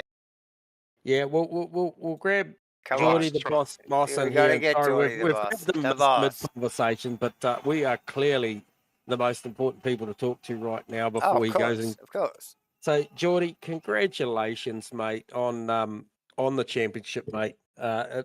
looks like it's a foregone conclusion, mate, that you've wrapped this one up, mate. What do you got to say about that? Oh, cheers, boys. Yeah, pretty wrapped with that one. I was sweating a little bit at the end because yeah, I knew that I had to sort of keep in touch with Slambo, but I didn't really know where the points were. Yeah, just trying to make sure I kept in touch and didn't lose too many points. And some real big highs, not so many lows, but highs and really close calls throughout that one. I mean, even in that last one, the timing that you came up on the Mitchy Campbell incident there with John Carter. John Oh, Carter, yeah. What was that like? Whoa. Yeah, that was what I was actually just talking to the boys about. I came around that corner, saw JC airborne, and I was just like, holy shit, I've got to thread the needle through this. Like I mean, it was tight coming in, but then, you know, obviously we looked at that, and I think not your best qualifying there. You know, P11, Shane Fodderday was up in P4. There was likely going to be a little bit of a mathematical equation going into that. And we looked at the guys around you. We knew that Mitchie would be coming at you, coming at Shane, and we sort of not unaware of whose tyres were what. But look, you came out of that on the right side of the ledger. But overall, I think Rusty came out with some stats tonight, and I don't know historically how many guys have won the Pro Championship without winning a race, mate. But that just proves your consistency and cements your position and ability to run with the Pro Pack to be able to go out there and do what you do and you know, bank some podiums. You got a couple of podiums in there, but week in, week out, just there or thereabouts the whole time, Jordan. So that's a well constructed season. Yeah, cheers, boys. Yeah, I tried to. I'm never the fastest guy on track, but I tried to sort of keep in the pack and just hang on to the back of those leaders wherever I could. Obviously tonight the quality wasn't my greatest, but I was bloody surprised. Real quick field for top 10 all to be sort of in those low 201s. It's a good field, so I was still pretty happy with my times. Yeah, no, it was beautiful to watch, mate, and obviously really entertaining. The fact that I think it was acknowledged as well, and I'm going to say it because obviously I'm sitting here in the comm side of things now, and you know, yourself, Davo, yourself, and your team that have put together this package and constructed this series as a masterstroke, in my opinion, based on the fact that we looked at the numbers around how close the championships played out between all three categories. I think you guys have done a fantastic job. So the mere fact that you had all this weight on your shoulders with Davo and your team, and to go and put that together, that's not an easy task. So congratulations on both aspects, mate. A, winning that pro title, but B, putting together such a great series. Yeah, cheers. Hey, look, I think we had the right package. We learned a few things during the season, and we made the tweaks, and yeah, I think it's paid off. Hopefully, everyone else has enjoyed it as much as I have. Yeah, well, look, 30 cars for the final round. Yep. I think that's a big tick for me. Historically, I think 9 years in, Geordie, I think you guys are doing a fantastic job, and long may it last. I'm really excited to see what next season brings. Definitely good retention, and lots of battles for the championship. You know, like Pro-Am, and obviously yourself, top of the list there, Geordie, right down to the end. It was awesome. Yeah, Great. congratulations, mate. Absolutely fantastic work. And I just want to give a little shout out to, because obviously I know Jordan from 777, and we've had a bit of association in the past, and nobody puts as much work in as Jordan does when it comes to setups and putting the practice in, and like he mentioned, it's consistency, right? And that's been the theme for all three of our championship winners, hasn't it? Consistent performances has got them those championships. Definitely. Not necessarily being the quickest on track, but making sure over the course of the championship that you're there or thereabouts and keeping yourself in the hunt, and that's what gets it done. So absolutely. Congratulations, mate. Yeah, totally. Hey, look, shout out to Ethan too. Feel sorry for him. He would have had that hand on the trophy, but that hardware failure a week or so ago obviously cost him big time. But yeah, shout out to him. Yeah, definitely, mate. 100%. And so if we might just take this quick moment just to pull up Jamie. Slambo and Jamie, if that's okay, Geordie, and keep you in the box here just for a second, and just effectively boys, we got the boys here. Bring in the boys that Shane and featured in this one. So we've got, I guess, effectively what I see as the podium for the pro category here. Now, congratulations, Shano, JC as well. Just an outstanding season and a really up and down night, boys. Yeah, cheers, guys. Yep, yeah, it was down and then up. First race didn't go to plan. It sort of cost me the potential championship. Yeah, bit of an upside down night for me as well. Yeah, definitely. I mean, John, I think we saw you on your roof at one point there in the final one, mate. So that was that was entertaining at the wrong scale, mate. But hey, nonetheless, I pulled you guys in here because you guys took it down to this final one, so which is impressive, and I just sort of gave kudos to Davo, Geordie, and the team for constructing such a well-run series. But condolences, Shane, didn't quite tick the box there, but it was certainly mathematically up in the air for the final one, and I didn't think you did anything wrong leading into that last one to give yourself a shot, mate. So congratulations to both of you guys. Thanks, mate. Yeah, and congrats to Jordan. Pretty sure you got it, mate. And pretty unlucky for Ethan, but he probably should have finished that race, and he probably still would have been in contention. Yeah, even if he just did the last lap, because he's fixed his pedals. So it wasn't a sock issue then? We can confirm it was not the socks? No, it wasn't the socks. Might have been dust off the socks. I think that might have been it. Yeah, Shano, you were really unlucky in that lap one incident. There was a lot of chaos in race one, lap one. But you fought back really hard. I thought you minimised the damage, put your head down, focus. You still had 2 more races to go. You did, you gave it your best shot you could, and you performed really well in the following 2 races. But I think like you mentioned, a little bit of bad luck in that first race is probably kind of what put the nail in it. But hey, it was still on, and because it's Bathurst, I don't know. You'll see the replay, but there was a moment at the top of the hill. JC knows what I'm talking about. There was a moment at the top of the hill where Moss came around and over that blind crest, and there was 3 cars blocking the track, and they just happened to part, maybe 2 tenths before he went sailing through it. So had he arrived 2 tenths earlier, that could have been the race over for Moss, and you probably would have snatched the championship, mate, in the last race. So that's how close it was, honestly. Yeah. I kind of saw the yellow flag and all the cars bunched up behind me, and I'm thinking, where's Mossy? And then he sees his little name come up. I was like, no, he got through. I just managed to slot it through there. Yeah, because at that point, prior to that, Shano, that was still P4 for you versus P11 for Mossy. So, you went into that last one, with a good shot, and then you look at what happened to Mia Rose, running super duper pace out the front there with Jamie Kosa, and then grabbing the wall across Skyline, and then you look at what that does. So it can be in a heartbeat. The numbers can change very, very quickly. So I guess you got to stay in it, and I think that's probably what we've seen throughout the season. And obviously, Coda was the big shift around with Ethan having that issue there, and then I came back from obviously holiday, and things had changed, and all of a sudden yourself and Jordan were battling it out, and John was always keeping you there honest. But you've got to play this thing right out to the final stages, don't you? That's right, mate. Yeah, and I feel last round too, last week, that I lost 3 spots there with that little incident at the end, and that race one tonight, I feel like I was so close to just skipping through the inside there. Just got clipped, and I would have been leading. I was like, how good's this? And then it wasn't to be. Hey, look, fortunately, boys, there's another season coming and another chance to measure yourself. And I'm sure, well, I hope you'll all be back and give it another nudge, because you can see how close it goes. So good fun season, guys. Yeah, it's been awesome. Fun. Absolutely cracking stuff from Mossy and Shano.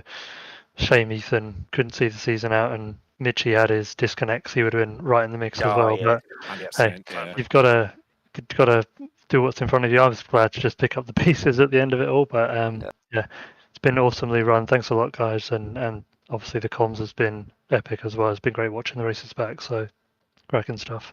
Awesome, boys. Thanks, well, Well, yeah, thank you very much, guys, and congratulations to all involved, mate. You guys have done an outstanding job. So we'll Enjoy leave the it at that. champagne. Enjoy the grid girls. 100%. Yeah, cheers, Thank you, boys. Shane. Cheers Thank for the you. good season. Thank you, Jordan. Thank See you, you John. guys. See you guys. See you guys. And we shall wrap this one up, Dave. And you don't want to get anybody else up? Oh, look, I mean, I have looked down the list there, and No. Yes. yeah, I mean, yeah, I think probably we'll wind it up, boys. I mean, because I mean, I could probably grab any of the guys down there, the likes of Mitchie 186, but unfortunately, there's so many stories in this grid, isn't there? There is from here on out, and I think we'll keep it on a high, boys. No, definitely. Definitely. Look, cracking race, great post-race driver interviews there for look after the final round. Definitely worthy of spending some time with the boys there, guys. Get them all up there, up here in the comms box. So we had to drag out the old plastic chairs and stuff, just to fit everybody in. But Did you see? Did any of them touch the peanuts? Did somebody wipe that shit down before we got those guys in here? Anyway, look, it's been fantastic to call this stuff, obviously, again with you, J-Man, and of course, Rusty towards the end of the season here. A great addition to what was already an awesome stream. But yeah, welcome aboard, Rusty, and I'm sure we'll see you again next season, mate. Yeah, I'd love to be back. Thanks, and if I could just take a quick minute. Yep. Thanks to you guys for all you do, not just this season, but for continuous seasons repeatedly. And it's been actually a real privilege to be part of it, and I feel like really lucky that I've been invited to be involved, and I enjoy my time every single week doing this. So I'll definitely be back season 2 if you have me. I can't wait for season 2 already after what we've seen. Yeah, I'm with you there, Rusty. No, look, yeah, same. I wish it had happened quicker, but yeah, look, it gives us a chance to have a little bit of time off. But yeah, J-Man, as usual, awesome stuff. Calling it again with you for this season. You'll be back. Look, we'll all be back. Match Fit Entertainment will be live for the AAES final round at that's it. Yes, at the Green Hell Nürburg. Couple of weeks from now, basically. Yes, a couple of weeks from now on the 21st. So join us then. But yeah, it's been a great season, guys. That rounds out 8 rounds. Super Sprint at Bathurst, final round. Some newcomers throughout the season. So it's been awesome to watch. Thanks, boys, for joining me. We can't wait for season 2. Please click the like button and a subscribe and the notifications so you can join us for next season. See you guys. That's a wrap. Bye for now. See ya.